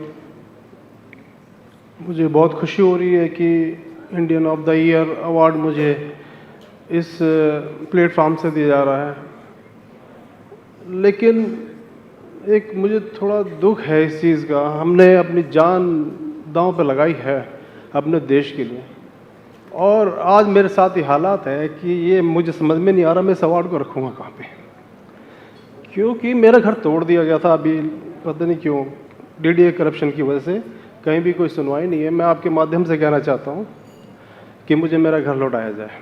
That's it. Okay भुवन जी, ये तमाम लोग जो हमारे साथ यहाँ पर हैं, ये वो लोग हैं जिन्होंने ज़मीन पर जाके काम किया, और आपसे मैं जानना चाहती हूँ, आप ऐसे लोगों के साथ लगातार काम करते हैं जो ज़मीन से जुड़े हैं, आप बाल विवाह रोकने के लिए आपकी कोशिश जारी है, तो ये जो ज़मीनी काम करते हैं कितने ज़रूरी हैं किसी भी मुहिम के लिए? मैं तो यहाँ तक कहूँगा कि ये मुहिम के लिए नहीं, देश के लिए, समाज के लिए, विश्व के लिए ज़रूरी हैं, और इनका होना न केवल हम सबको ताकत देता है बल्कि हम सबके लिए प्रेरणा का स्रोत है जी। मैं एनडीटीवी को खासतौर पे इसका धन्यवाद दूंगा, क्योंकि इस तरह के लोगों को इस तरह के मंचों पे लाकर ये बता पाना सारे देश को कि यही असली नायक हैं, यही असली हीरो हैं, यही वो लोग हैं। अभी थोड़ी देर पहले हमारे डायरेक्टर साहब के साथ हम एक फिल्म की चर्चा कर रहे थे, हमारे सनी देओल साहब यहाँ बैठे हुए हैं, ये वो लोग हैं जो जान हथेली पे रखकर टनल में घुसकर एक ऐसे चीज को बदलने में कामयाब हुए जिसके बारे में सारे विश्व ने हार मान ली थी। तो मैं जो भाई साहब कह रहे थे कि दुआओं का असर डिग्रियों से ज्यादा होता है, ये इसका सबसे बड़ा जीता जागता उदाहरण है। और इससे अगर हम सीख सकें, सब कह सकते हैं कि यह संभव नहीं है, लेकिन हर असंभव को संभव बनाने का काम हमारे देश के गांव-गांव में, शहर-शहर में ऐसे लोग कर रहे हैं जिन्होंने असंभव शब्द को सुना ही नहीं। आपने बाल विवाह संबंधी मुझसे पूछा स्पेशली, अभी कुछ दिन पहले संयुक्त राष्ट्र ने, यूनाइटेड नेशंस ने कहा कि बाल विवाह खत्म करने में 300 साल लगेंगे, इट विल टेक 300 ईयर्स। एक और एजेंसी ने कहा कि भारत को बाल विवाह खत्म करने में 2050 तक हम 6% पे पहुंचेंगे। आपके जैसे ऐसे लोगों को मैं जानता हूं जिन्होंने 415 जिलों में 161 नॉन गवर्नमेंट ऑर्गेनाइजेशंस ने गांव-गांव में जाके ये मुहिम चलाई, और भारत में हर साल हो रहे 12 लाख बाल विवाहों में से 60,000 3 महीने के भीतर रोक दिए। अगर इसी गति से हम चलते रहे तो 2050 नहीं 2030 में बाल विवाह का खात्मा हो जाएगा। ये हम कर सकते हैं, ये भारत के लोगों में ये ताकत है। और इसके लिए हमें किसी दुनिया की सर्टिफिकेट की जरूरत नहीं है। I also wanted to ask Justice Sikri a question, sir. The spirit of service, even if it comes at enormous peril, the fact that we've got real heroes over here who didn't think about their own lives to try and save the lives of others. How is this an inspiration which goes beyond just this one story? It's something which needs to motivate so many more across our country. I think this is one example which inspires everyone, each and every citizen of this country, because we know your TV was covering when they had gone to the pit and they were trying to save that. For it's not few hours, I mean when it is 30, 40, 50 hours I think it took, and all the channels were covering, as I said, your channel was covering, and what we were watching at that time, a thing which was almost, we thought, as Bhuvan has also said, is impossible. It can't be achieved. And therefore, making something which is virtually impossible and turning into possible and succeeding in that, that is one inspiration for everybody. And so therefore, according to me, these are the real heroes of our country, and we are proud of all of them. Indeed, we are. Thank you very much for with us and sharing your thoughts. जी जय हिंद। ये हमें जो hero कहा जा रहा है, ये बहुत बुरा सा लगता है सुनकर हमें, क्योंकि आज भी हम जीरो हैं। हमारे बारे में अगर हमारे साथ देखोगे ना आप हमें, तो बस क्या बोलूँ मैं, अंदर से कुछ निकल नहीं रहा है। इतने परेशान कर दिया है हमें हीरो, बुरा मत मानना आप लोग। नहीं कोई बात नहीं, आप बोलिए। हीरो कह कर हमें इतना परेशान कर दिया है। हमारे घर पे मोहल्ले वाले जब हमें काम करते हुए देखते हैं ना आप जी, तो ये बोलते हैं तुम हीरो, ये हीरो हैं वो। हम मजदूरी कर रहे हैं आज भी, हम अपनी मजदूरी छोड़ गए हैं। आज हमें रिक्वेस्ट करके बुलाया गया था, जितने भी ना हम सारे, किसी पे पहली बात तो घर अपना नहीं है, ठीक है। एक हमारे वकील हसन थे, उनका भी घर तोड़ दिया, वो भी रोड पे आ चुके हैं। ये अवार्ड जो है ना, बच्चे होते तो बहुत खुश हैं हमें देखकर कि हमारे पापा यहाँ जाते हैं, वहाँ जाते हैं, वहाँ मिलते हैं। हम अब ये लेकर जाएंगे। जी, now you raised a lot of important concerns which we think we need to address. जाएंगे ना हम, और जरूर आपके साथ हम बात करेंगे, पर आप लोगों ने जो किया है वहाँ, उसके बारे में हम बात कर रहे हैं, और यू आर एब्सोल्यूट हीरोज। और आप जो कह रहे हैं, ये जरूर हम आपके साथ इस बारे में बात करेंगे, ये अलग बात करेंगे। सर वो तो आपको पता ही है हमने क्या किया है। 41 लोगों की जान बचाई है, अपनी जान हथेली पर रखकर, और आप लोगों की दुआओं से ऊपर वाले ने हमें जरिया बना के भेजा था। मगर एक किसी का जरिया, देखो मेरे लिए बहुत बड़ी बात है, इतना बड़ा अवार्ड मेरे को मिला है एनडीटीवी की तरफ से, मैं शुक्रिया अदा करता हूँ जी। मगर मैं आज 8x10 के कमरे में रहता हूँ एक, और मेरे वकील हसन साहब का घर था, वो तोड़ दिया। नहीं तो मैं ये सोचता था उसी घर में ले जाके रखूंगा इस अवार्ड को, मगर वो भी तोड़ दिया गया जी। तो मुझे बहुत अफसोस की बात है, उसके लिए भी हमारा मुद्दा उठाया जाए, और जरूर हम इस बारे में बात करेंगे। But today is the time for real heroes over here ना। दूध मांगोगे खीर देंगे, कश्मीर मांगोगे चीर देंगे, ऐसी मैंने कहा था। मैं पहाड़ में से 24 से 36 घंटे में सब निकाल के बाहर ले आएंगे हम।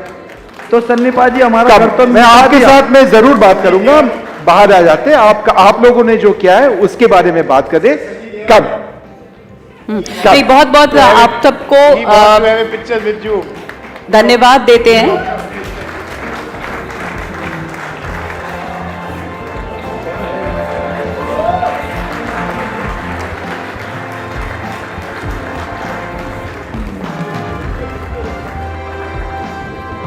बहुत जी, हमारी कोशिश यही है कि हम आपने जो काम किया उसको एक बार फिर से दुनिया के सामने लाएं, आप सबको सम्मानित करें, और आपके काम को बार बार याद किया जाए। और हम पूरी तरह से आपकी भावनाओं को समझते हैं, और हमारी यही कोशिश रहेगी कि आगे भी किसी ना किसी तरह से हम आपकी इन मुश्किलों को और आगे बढ़ाएं, ताकि लोगों को उसके बारे में जानकारी हो। सनी देओल हमारे साथ यहाँ पर स्टेज पर आप लोगों के साथ में है। अगर सनी, अगर आप कुछ कहना चाहें लोगों से। Would you like to say something? Get the mic.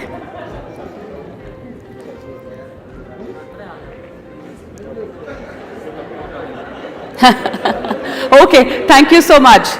Thank you. Thanks a lot. Thank you. Ji. Bhuvan, can we just, this thing, we've got other things coming up, we'll just chat in a moment. Come. सबको माननी चाहिए, और सनी पाजी हमारे इतने ज्यादा जो emotional हैं।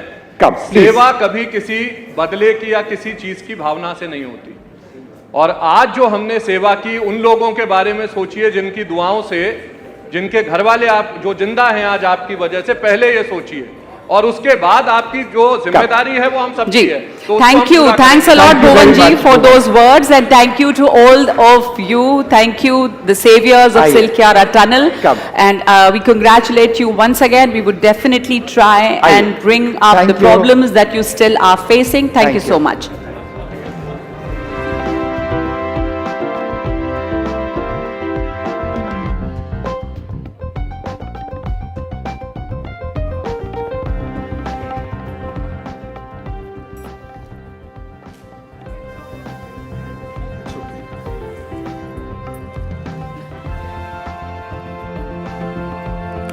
Well, that was a lovely session, and great to see Mr. Sunny Deol coming up and meeting all of the Silkyara Tunnel heroes. Thank you so much for that. It was a lovely gesture. That's right. Well, Thanks this now very brings much. us to our next segment, and we're now going to announce the award for Entertainer of the Year.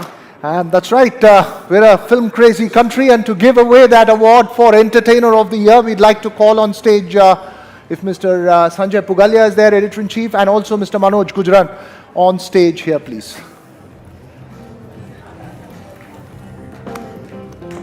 Yes.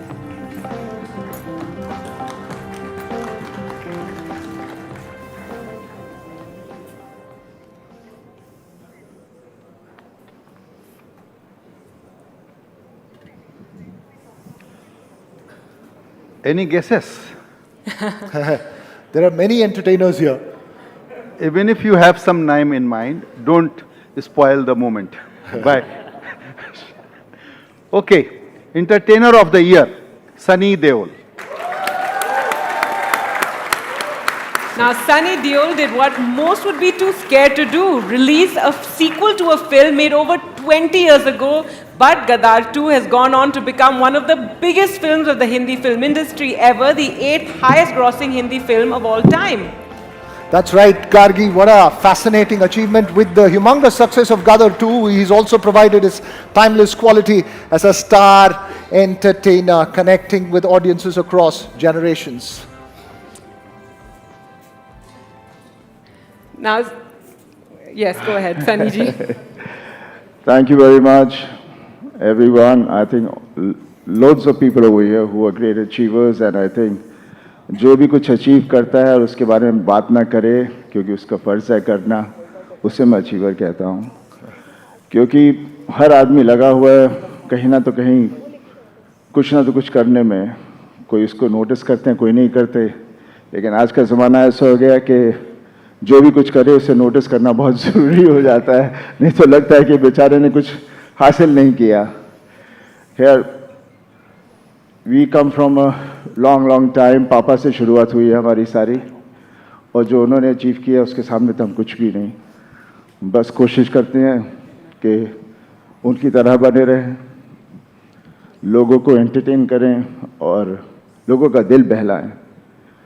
और मैं अभी politics में भी हूँ, लेकिन मैं हमेशा यही कहता हूँ कि I serve the country better as an actor than anybody else और anything else I mean to say, because लोग सिनेमा में जाते हैं और ये हमेशा सिनेमा ही रहा है, इसके बाद दूसरे फॉर्मेट्स आए हैं, लेकिन सब शुरुआत सिनेमा से हुई है। Obviously theatres were there, but लोग वहाँ जाते हैं अपनी तकलीफ़ें भूलने, एक सपना देखने, और जो सपना हम लोगों ने देते हैं उसका नशा लेके वो बाहर आते हैं। और ये अवार्ड उन सब के लिए है जो हमेशा खुश रहते हैं और कभी किसी से किसी बात की अफसोस नहीं करते किसी चीज़ का। Thank you very much.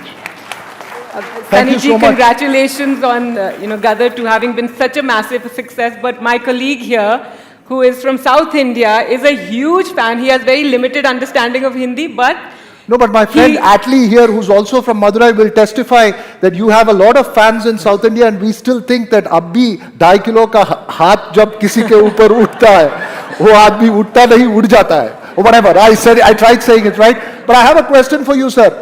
Atlee has experimented with Shah Rukh Khan. Is it time for Sunny Deol to experiment with a Tamil movie? Ooh. I think it's all India movie now. I think we are blending all very well right now, and I think that's the way it should be.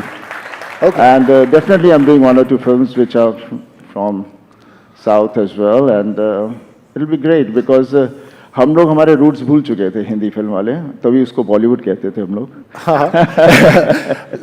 और पीछे down south में वहाँ पे लोग हमेशा अपनी roots के साथ रहे हैं, and I think that's a flavor which is coming back. Fascinating. It's election season, and I can't let you go without a political question. Who's the star political entertainer of the year according to you? A tough one. I think if you can be bipartisan, it'll be good. I don't think they're entertainers. I mean, everybody is doing what they're doing, and it's a country which has got over 140, how many crores? I think it's 140 plus, right? Yeah. And they're managing the whole thing, so I think Everyone is doing a great job. Sanjay ji, would you like to ask anything? Which is your favorite film of Mr. Sunny Deol? Sunny Deol. नहीं, मैं पूछना नहीं चाहूँगा, मैं कुछ बताना चाहूँगा क्योंकि मौका मिला है। क्यों कनेक्टेड महसूस करते हैं हम आपसे? तो हम जिस फॉर्मेटिव एज में थे तब यादों की बारात, धर्मवीर देखते थे। तो जो बेस्ट मेमोरीज जिसको कहते हैं ना, we human beings are made of memories, तो उसमें जो हैप्पी मोमेंट याद करना पड़ता है वल्नरेबल वक्त में, डिप्रेशन के मोमेंट में, अकेलेपन के मोमेंट में, तो आपके पिताजी याद आते हैं। ये कनेक्शन है मेरा आपसे।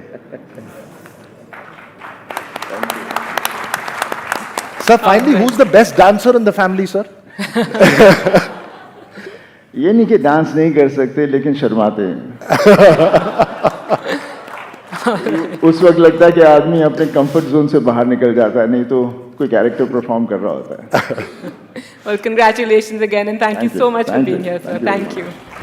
Thank you.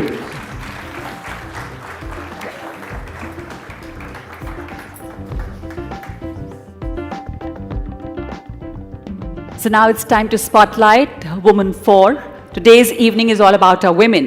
सानिया मिर्जा, वो नाम जिसने हम सबको बार बार गर्व करने का मौका दिया। Super mom, tennis superstar, Padmashri, Padma Vibhushan, Arjuna award विजेता और खेल रत्न विजेता। उनकी कामयाबियों के आगे मेडल्स और पुरस्कारों की लिस्ट बिल्कुल छोटी पड़ जाती है। 6 Grand Slam winner, former world number one for longest duration, 91 weeks, Indian, I'm talking about Indians, 2 gold medals in Asian Games, Afro-Asian Games, 4 medals, an icon, India's first female tennis superstar. She's been on so many power lists, from Time Magazine, 50 Heroes of Asia, to the BBC's 100 Most Inspiring Women in the World. She was also the first South Asian woman to become the UN Women Goodwill Ambassador for South Asia. Well, a huge round of applause, everyone. No surprises over here. We've got Sania Mirza with us. And may I now invite back on stage Bhavin Pandya, the co-founder and co-CEO of Games 24/7, which has been a pioneer in the startup scene, having been around for 18 years. Back when the concept of startups was unfamiliar to many, Games 24/7 is the parent company for My 11 Circle, the online fantasy sports partner for IPL 2024. It's wonderful if we can get Bhavin back with us on the stage. Please come up on stage. Please. So Bhavin, just a quick question to you first. The support that you've been giving IPL this time around with your platform, tell us a little bit about it. Sure, thank you. Thank you very much for having me. And yes, we are the official fantasy sponsors for the Tata IPL for the next 5 years. It's obviously an honor and a privilege. 5 years ago when we started My 11 Circle, we had no idea that this is where we would end up. But what a lot of people don't know is that even before our support for the IPL, we actually supported women's cricket. So we have WPL, as it's now called, the Women's IPL, but 2 years ago it was called the T20 Challenge, and My 11 Circle was the first online gaming company to sponsor a women's event of that magnitude. But sports in general has been very close to our heart. With the Pro Kabaddi League, Kabaddi is making a big presence. Its presence felt in India. We've had the good fortune of working with Pawan Sherawat, who's the captain of the Indian Kabaddi team, and you know the kind of optimism there is there with Kabaddi has also sort of is very heartening to see. And overall sport, right? It's just a phenomenon that requires you to be very determined, show a lot of grit. It's very motivating, and I think it really just helps us raise the bar, become just better versions of ourselves. Yeah. And so I think sport plays a major role in all of our lives. Just one more question I wanted to know. With women's cricket, you said you're very close to women's cricket. You all are very supportive of it. Yeah. What's so special? Women cricketers have done so well in this year. A lot of women cricketers are here. What's special about Women Premier League? So what I think is very special about women in sports, that women in cricket obviously has made a big mark this year and in the last and the year before that. But women in sport is that for the longest time, sport was about physical prowess. that only if you were physically strong would you engage in sport. Now, a lot of that is changing. A lot of opportunities coming up in various sports. And if I think of online gaming per se, right, there is no such barrier. Anyone can play online games. You don't have to be a man or a woman to play them, right? But even with sport now, we're seeing that those barriers are dying down. We're seeing that there is equality, there is neutrality. Both genders are being fully supported, and we fully have always supported that cause and continue to do that. And I wish the very best to all the women sports personalities in and around the world. Well, Bhavin, stay with us, don't go anywhere. As we bring up our next category, there are few areas in India, and he was referring to that, which are more inspirational than sport. Sport brings together 1 billion plus Indians. Our great sportswomen and sportsmen give us hope as they strive to excel. So to give away the award for Sports Performance of the Year, I would like to call on stage the two very inspiring sportswomen we have been introduced to this evening, Suvarna Raj and Sania Mirza. Please come up on stage. I got it.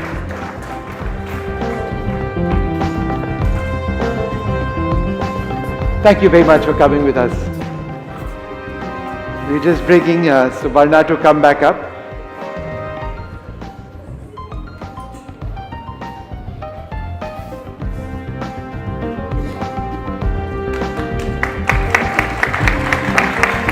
Lovely.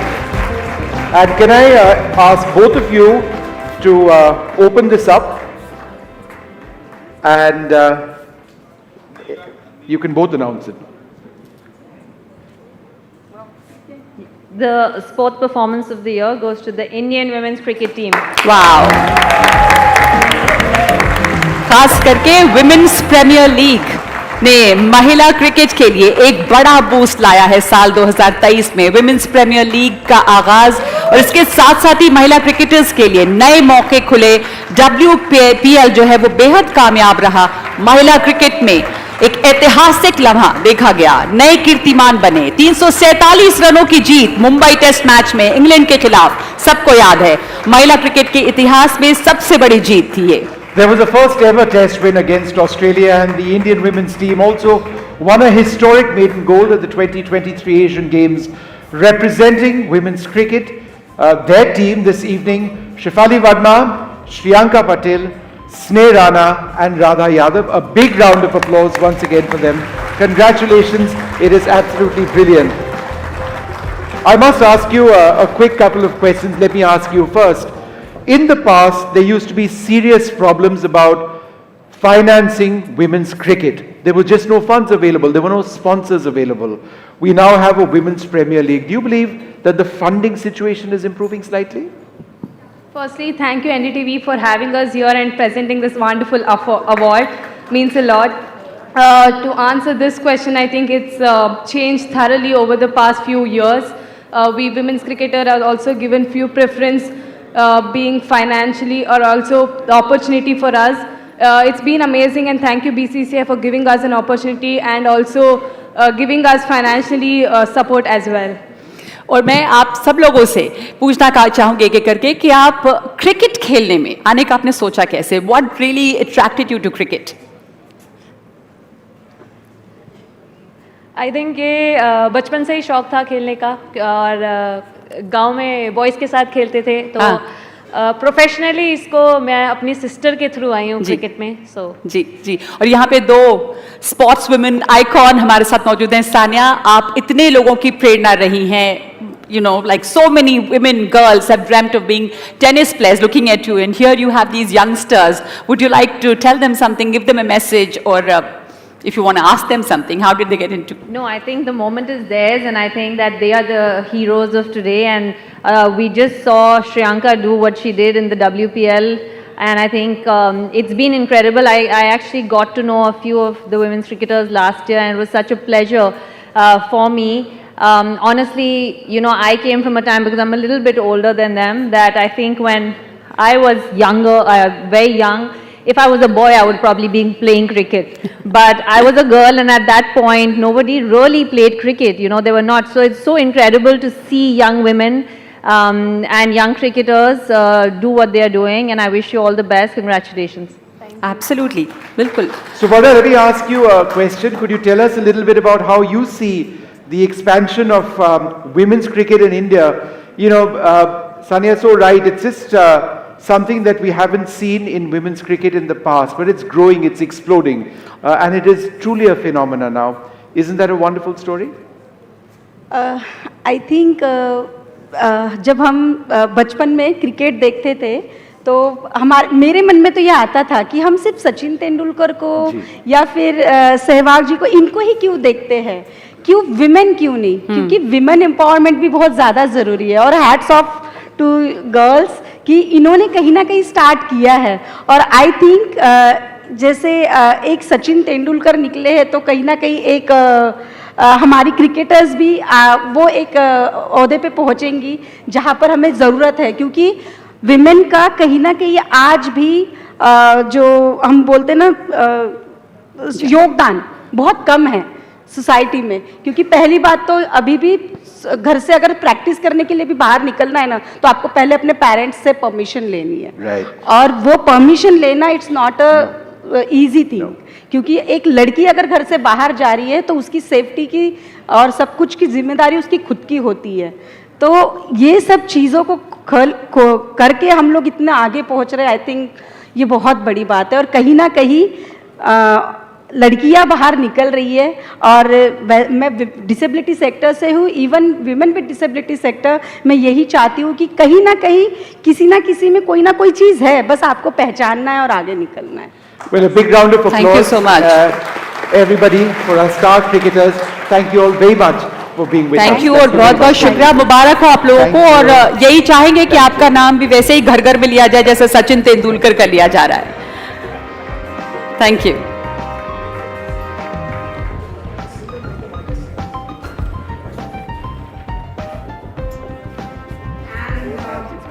Now we will be introducing the fifth woman in this category. She is a go-getter. This is the story of Shanno Begum, Delhi's first female Uber driver. Shanno Begum faced years of domestic violence, eventually rebuilt a life for herself and her 3 children. When her husband died, Shanno Begum worked many different jobs to make ends meet.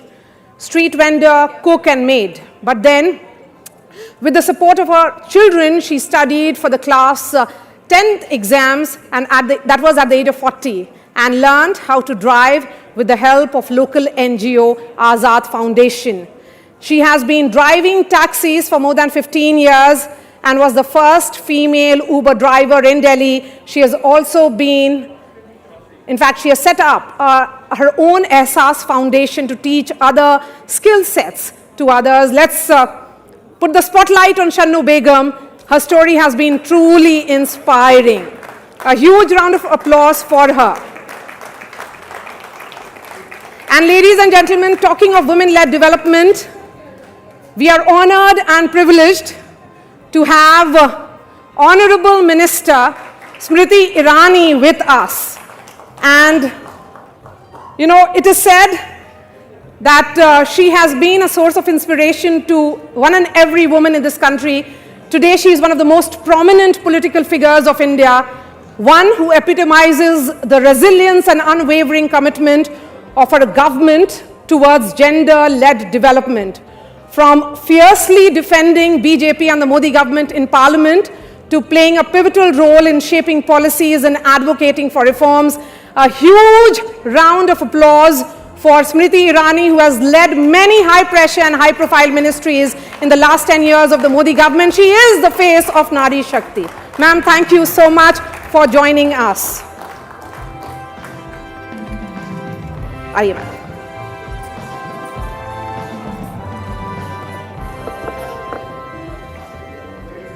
Now time for our next category, which is the award for the most impactful social influencer of the year.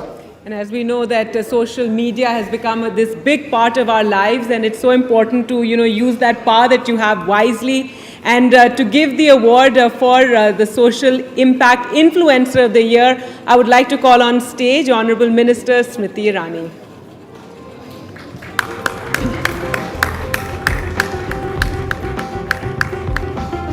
and you'll, the envelope is here. So you'll have to open it and announce the award. I am extremely pleased to announce that the Social Media Impact Influencer of the Year is Kusha Kapila.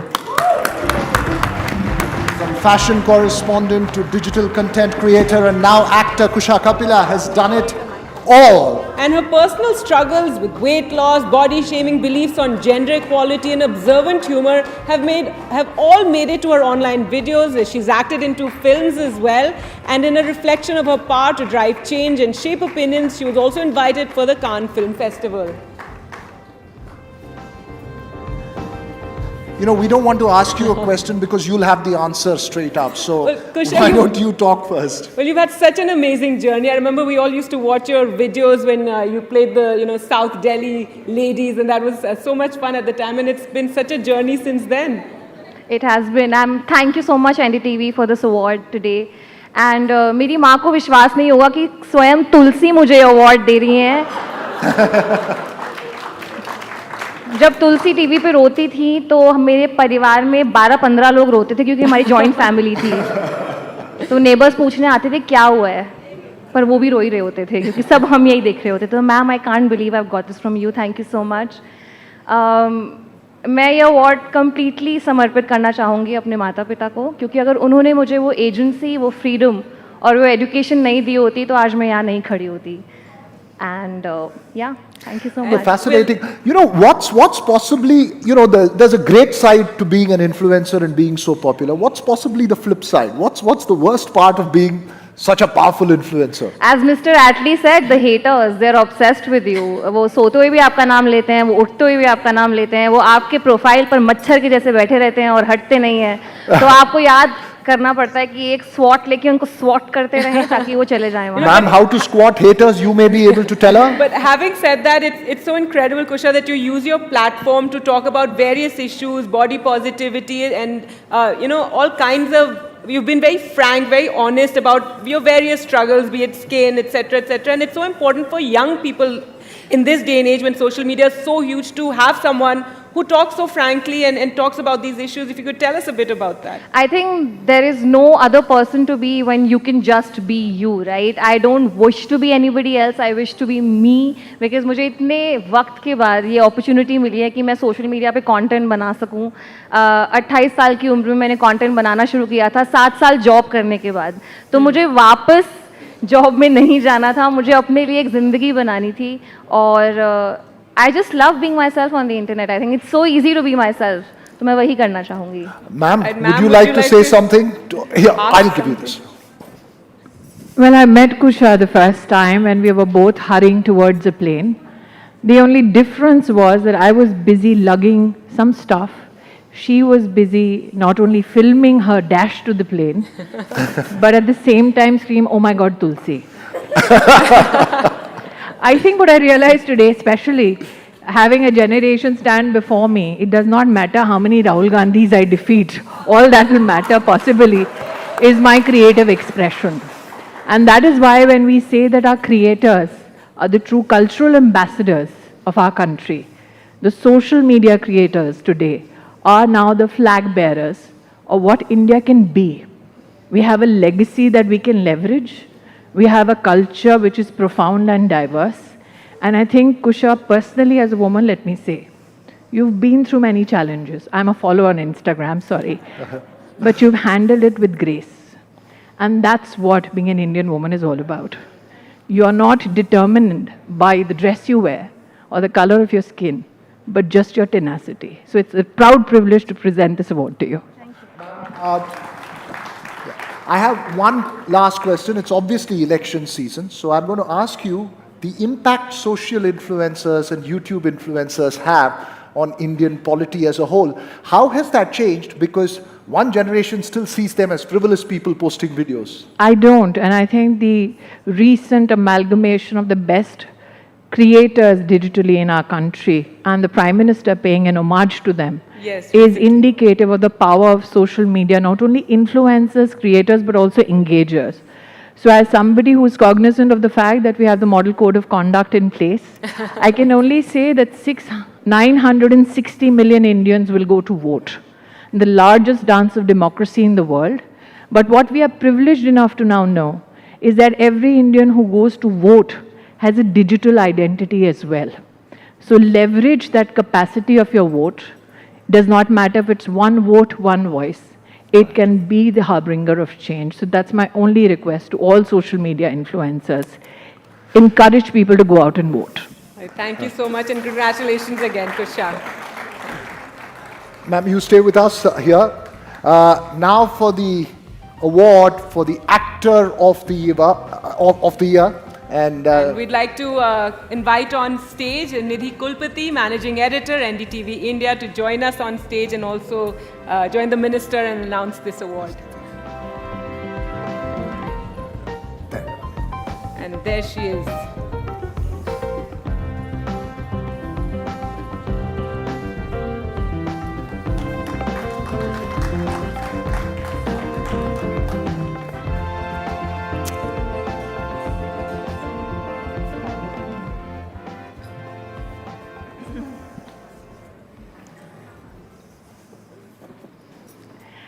Again, a proud privilege to announce Actor of the Year, a gentleman जो fail नहीं बल्कि pass हुआ, Vikrant Massey. Fascinating journey. Vikrant Massey started his career in television with several popular serials, including as Bablu in Mirzapur, then films, and is also one of the most sought after digital actors in the digital industry. That's right. His film 12th Fail has been a massive hit and won him several accolades and awards already. Congratulations, Vikrant.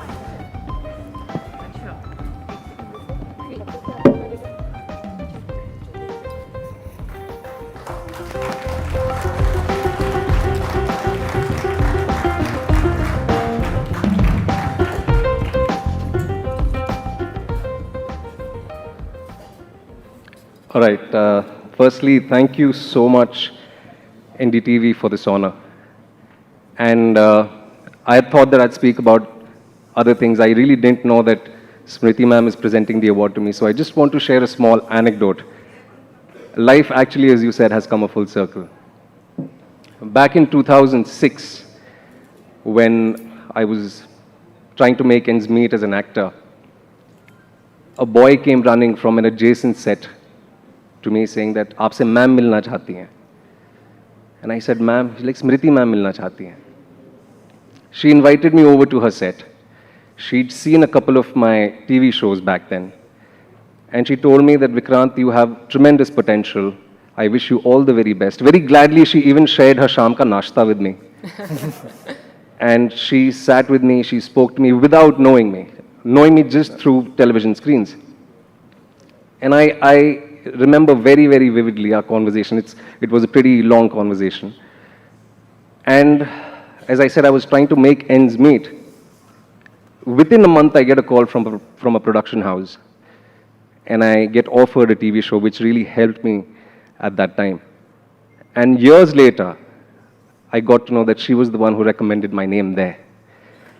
And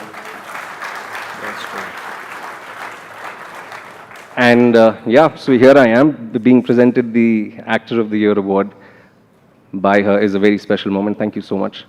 Thank you. You can wish her happy birthday. Yeah, I did. I did. And this is really special, to be very honest. I'll just keep it very quick. 12th Fail is a very, very special film because it speaks of the India story. There are millions and millions of Manojas and Shraddhas out there. And I would really want to dedicate this award firstly to the man who brought this story to cinema screens, Mr. Vidhu Vinod Chopra. It really would have not been possible without him. The gumption that he has and the strength of character that he had while we were preparing for this film. A lot of people said कि ये film कोई नहीं आएगा theatre में देखने के लिए. But by the grace of God and the audiences, most importantly, the film is still running in cinemas even after 4.5 months. Shri Manoj Kumar Sharma ji, Shraddha Joshi, every single person out there. And lastly, before I go, मैं ये हिंदी में कहना चाहूँगा कि ये पुरस्कार मैं उन तमाम अफसरों को समर्पित करना चाहूँगा जो ईमानदार हैं, जो निष्पक्ष हैं, जिनकी वजह से हमारा देश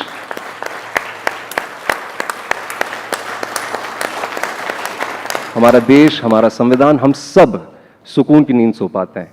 thank you so much. Thank you so much, Vikrant. And Vikrant, if you could share some of your own struggle when making a 12th fail. I mean, you know, we heard you went through all sorts of changes for the film, and the risk you took, the transition from TV to film. I believe that you gave a very lucrative job, and it was quite a struggle. And today, I mean, to have this success. I mean, yeah, I think everyone has their fair share of struggles, And unfortunately, actors का एक preconceived notion होता है कि अच्छा इसने struggle किया है तो इसको थोड़ा glorify करते हैं. I kind of refrain from doing that. But yeah, I think like I really wouldn't say that I was not happy doing TV. I did a show called Balika Vadhu. अभी हमने female infanticide की बात सुनी. I think we contributed a lot through our medium, and I had a great time on television. But I had a great time working there. But I also wanted to try my luck in films. I kind of felt underutilized, and then I had people like Smriti ma'am saying that you are meant for better things, and I took their advice very seriously. And yeah, so I'm a storyteller. I just want to tell stories. I want to represent the common man through the medium of my work, and I'm so glad that I get the opportunity to do that day in, day out.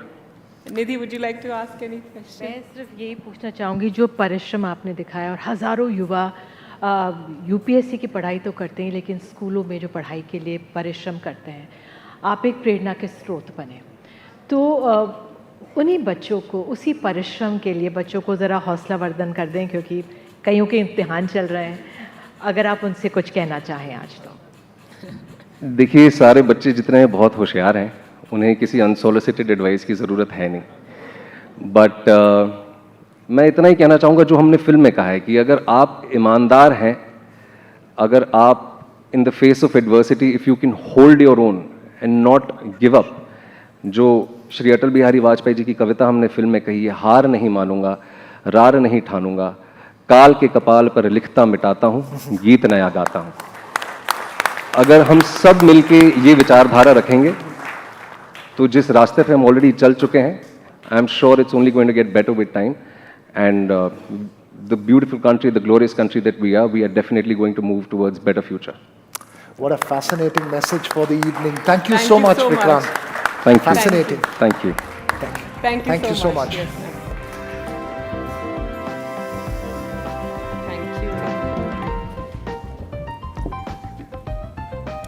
The last woman of worth and achievement that we want to introduce tonight is every woman.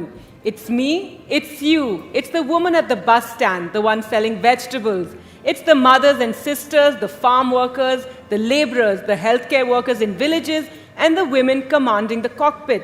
It's each one of us who make up 48% of India's population. The real transformative power in India lies in the hands of India's women. Economic empowerment for women, participation in decision-making, equity in communities and in workplaces. The potential benefits are enormous and transformative both for women and society. So we're celebrating all the women here, each one of you. And from all the men for that.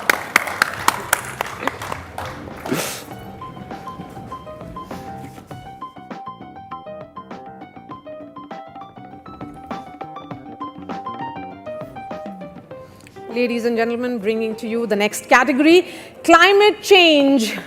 It is the biggest issue today that the world is facing, and particularly the future generation, and even today. And it's a subject that has dominated headlines in the past year in particular. Consumers, brands, corporations have made efforts towards ensuring that there is a system which is created which is conscious. And simultaneously, what we have seen is that there are certain young activists and authoritarian influencers who have launched their battle cry on social media, rallying support. आपने go green, save green, एक पेड़ लगाओ, भविष्य बचाओ, इस तरह के नारे हम सब ने कई बार सुने होंगे. हम लोग जलवायु परिवर्तन को लेकर चिंतित भी रहते हैं, यारों दोस्तों के साथ खूब बातचीत भी करते हैं, अपने आसपास हरियाली को लेकर परेशान भी रहते हैं, पर क्या आपने कभी खुद सोचा है कि आपने क्या किया? सोचिएगा जरूर। तब तक के लिए मैं आगे बढ़ता हूं। हो सकता है कि हम में से कुछ लोग पर्यावरण के लिए, जलवायु के लिए, बचाए रखने के लिए, स्वस्थ हवा में सांस रखने के लिए अपने अपने स्तर पर कुछ काम भी करते होंगे। एनडीटीवी के लिए भी एनवायरमेंट, क्लाइमेट चेंज, जलवायु परिवर्तन, मानवता को बचाए रखने का एक ऐसा विषय है जो हम सब के बहुत करीब है। हम एनडीटीवी परिवार की तरफ से तो प्रयास करते ही हैं, लेकिन जो लोग जलवायु परिवर्तन से बढ़ते खतरे को बताने और लोगों को जागरूक करने का काम करते हैं, अपने इस मंच पर हम उनको सम्मानित करना नहीं भूलते हैं। To give away the award for Climate Influencer of the Year, I would like to call on the stage Sania Mirza. Sania के लिए तालियां। Thank you Sania. Thank you so much. Please announce. You have the envelope. And the mic.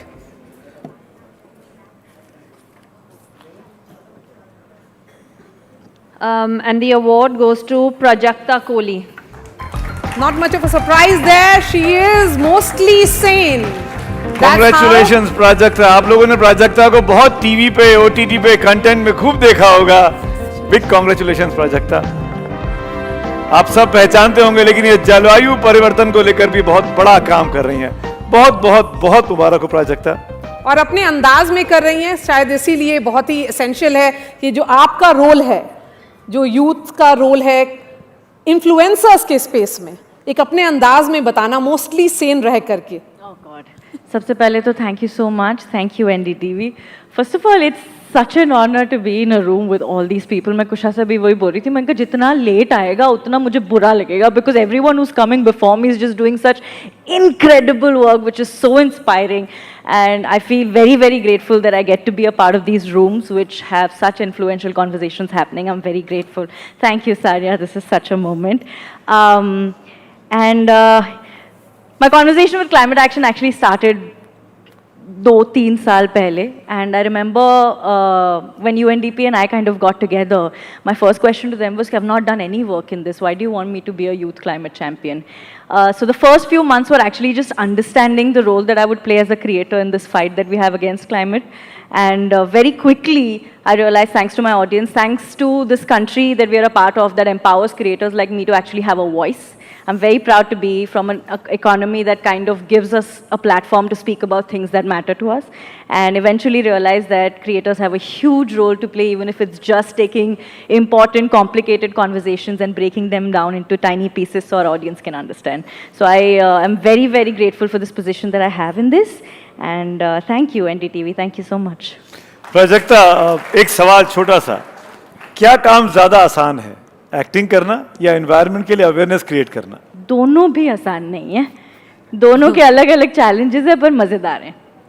क्या challenges face करती हैं जब आप खासकर awareness create करने की कोशिश करती हैं एनवायरनमेंट को लेके? सबसे बड़ी चैलेंज तो मुझे ऐसा लगता है कि कॉन्वर्सेशन इतना कॉम्प्लिकेटेड है। जितनी भी बार I had the privilege of being in Davos where Smriti ma'am was speaking, and I remember listening to her talk at the number 5 dinner, gender equality dinner, and I remember बहुत time बाद I heard someone speak so simply. उन्होंने जितना बोला मुझे सब समझ में आया, क्योंकि हमेशा मैं गूगल करती रहती थी कि इसका मतलब क्या है, उसका मतलब क्या है.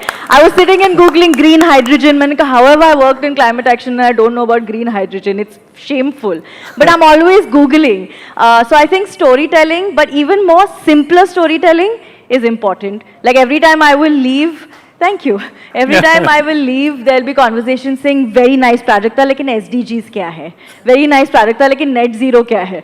So I think सबसे बड़ा challenge तो वो है कि conversations बहुत सारे हैं, big numbers, graphs and pie charts, but most of us don't understand what that means. So I feel like if we could just simplify a little bit more, it'll be easier to understand and act on it. And if you were to give some climate management tips to this audience, in a simple way.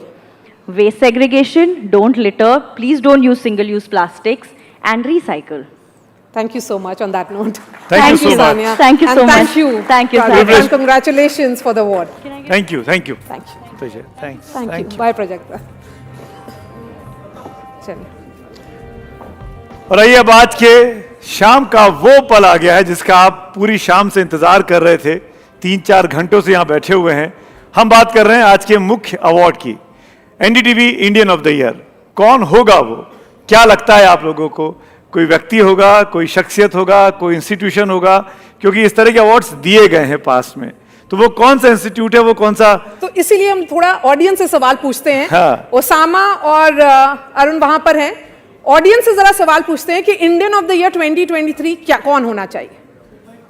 जरा सवाल पूछिए, audience से view लिया जाए। Check.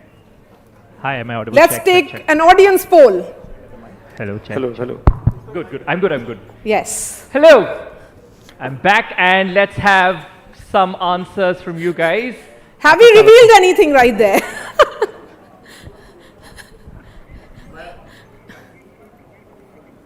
I think women It's have all been- there. It's तो कोई ना कोई women ही है, और I think it's a proud moment for all women. तो एक बार जोरदार तालियां हर एक महिला के लिए जिसने हमें इंस्पायर किया है। Yes, so it's. Let me get Madam Smriti Irani ji on the stage to give away the award for NDTV Indian of the Year. Let's have Union Minister Smriti Irani on the stage, and please Laila Tayyib ji, founder member and chairperson of Dastakar and Padma Shri awardee, someone who has worked on the revival of traditional crafts in India for years and years. Let her come. Please, ma'am.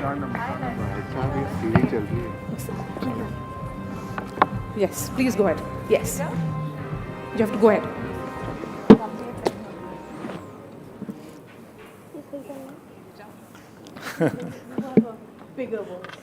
So the Indian of the Year are the women of India. आप लोग बिल्कुल ठीक थे सुवर्णा जी कि किसी महिला को ही मिलेगा। सब महिलाओं को मिला है, हर भारतीय महिला को मिला है। इस साल की विनर है 2023 की हिंदुस्तान की हर एक महिला। हम इनवाइट करना चाहेंगे स्टेज पर बारी बारी से नैनालाल किदवई जी को। प्लीज मैम आइए, रिप्रेजेंट करिए इंडियन विमेन को। हम बुलाना चाहेंगे स्क्वाड्रन लीडर निकिता मल्होत्रा को। Nikita please come over the stage. हम इनवाइट करना चाहेंगे सुवर्णा मैम को। सुवर्णा मैम फिर से आपको तकलीफ देंगे, एक बार फिर आप मंच पे आइए। सानिया मिर्जा प्लीज, आप सब हिंदुस्तान की महिलाओं को रिप्रेजेंट करती हैं, अपनी अपनी विधाओं की महारथी हैं, और इससे अच्छा ऑनर हमारे लिए एनडीटीवी के लिए क्या होगा कि आप सबको हम एक साथ सम्मानित कर सकें, पुरस्कृत कर सकें। इसरो विमेन प्रोजेक्ट का ऑल ऑफ देम सबको बोल दीजिए। हमारे साथ शानू बेगम भी मौजूद हैं। Shanu Begum, I request you please come ma'am, please आइए ऊपर, मंच पे आइए।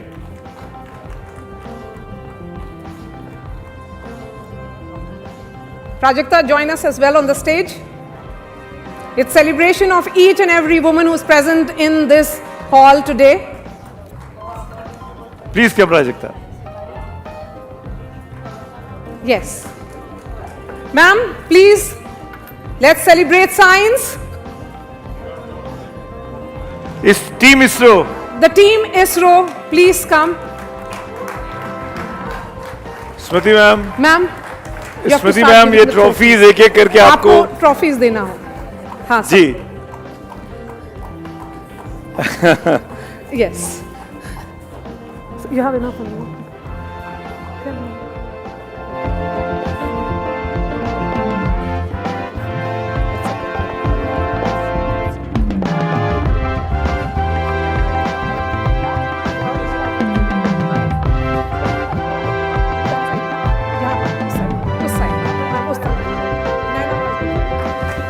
शन्नो मैम।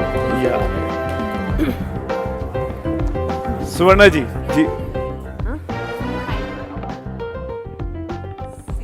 हाँ क्यों नहीं। नेहा जी आप हैं क्या हॉल में? नेहा जी आपको मंच पे बुलाया जा रहा है, सुवर्णा जी ने स्पेशल रिक्वेस्ट की है। Please ma'am.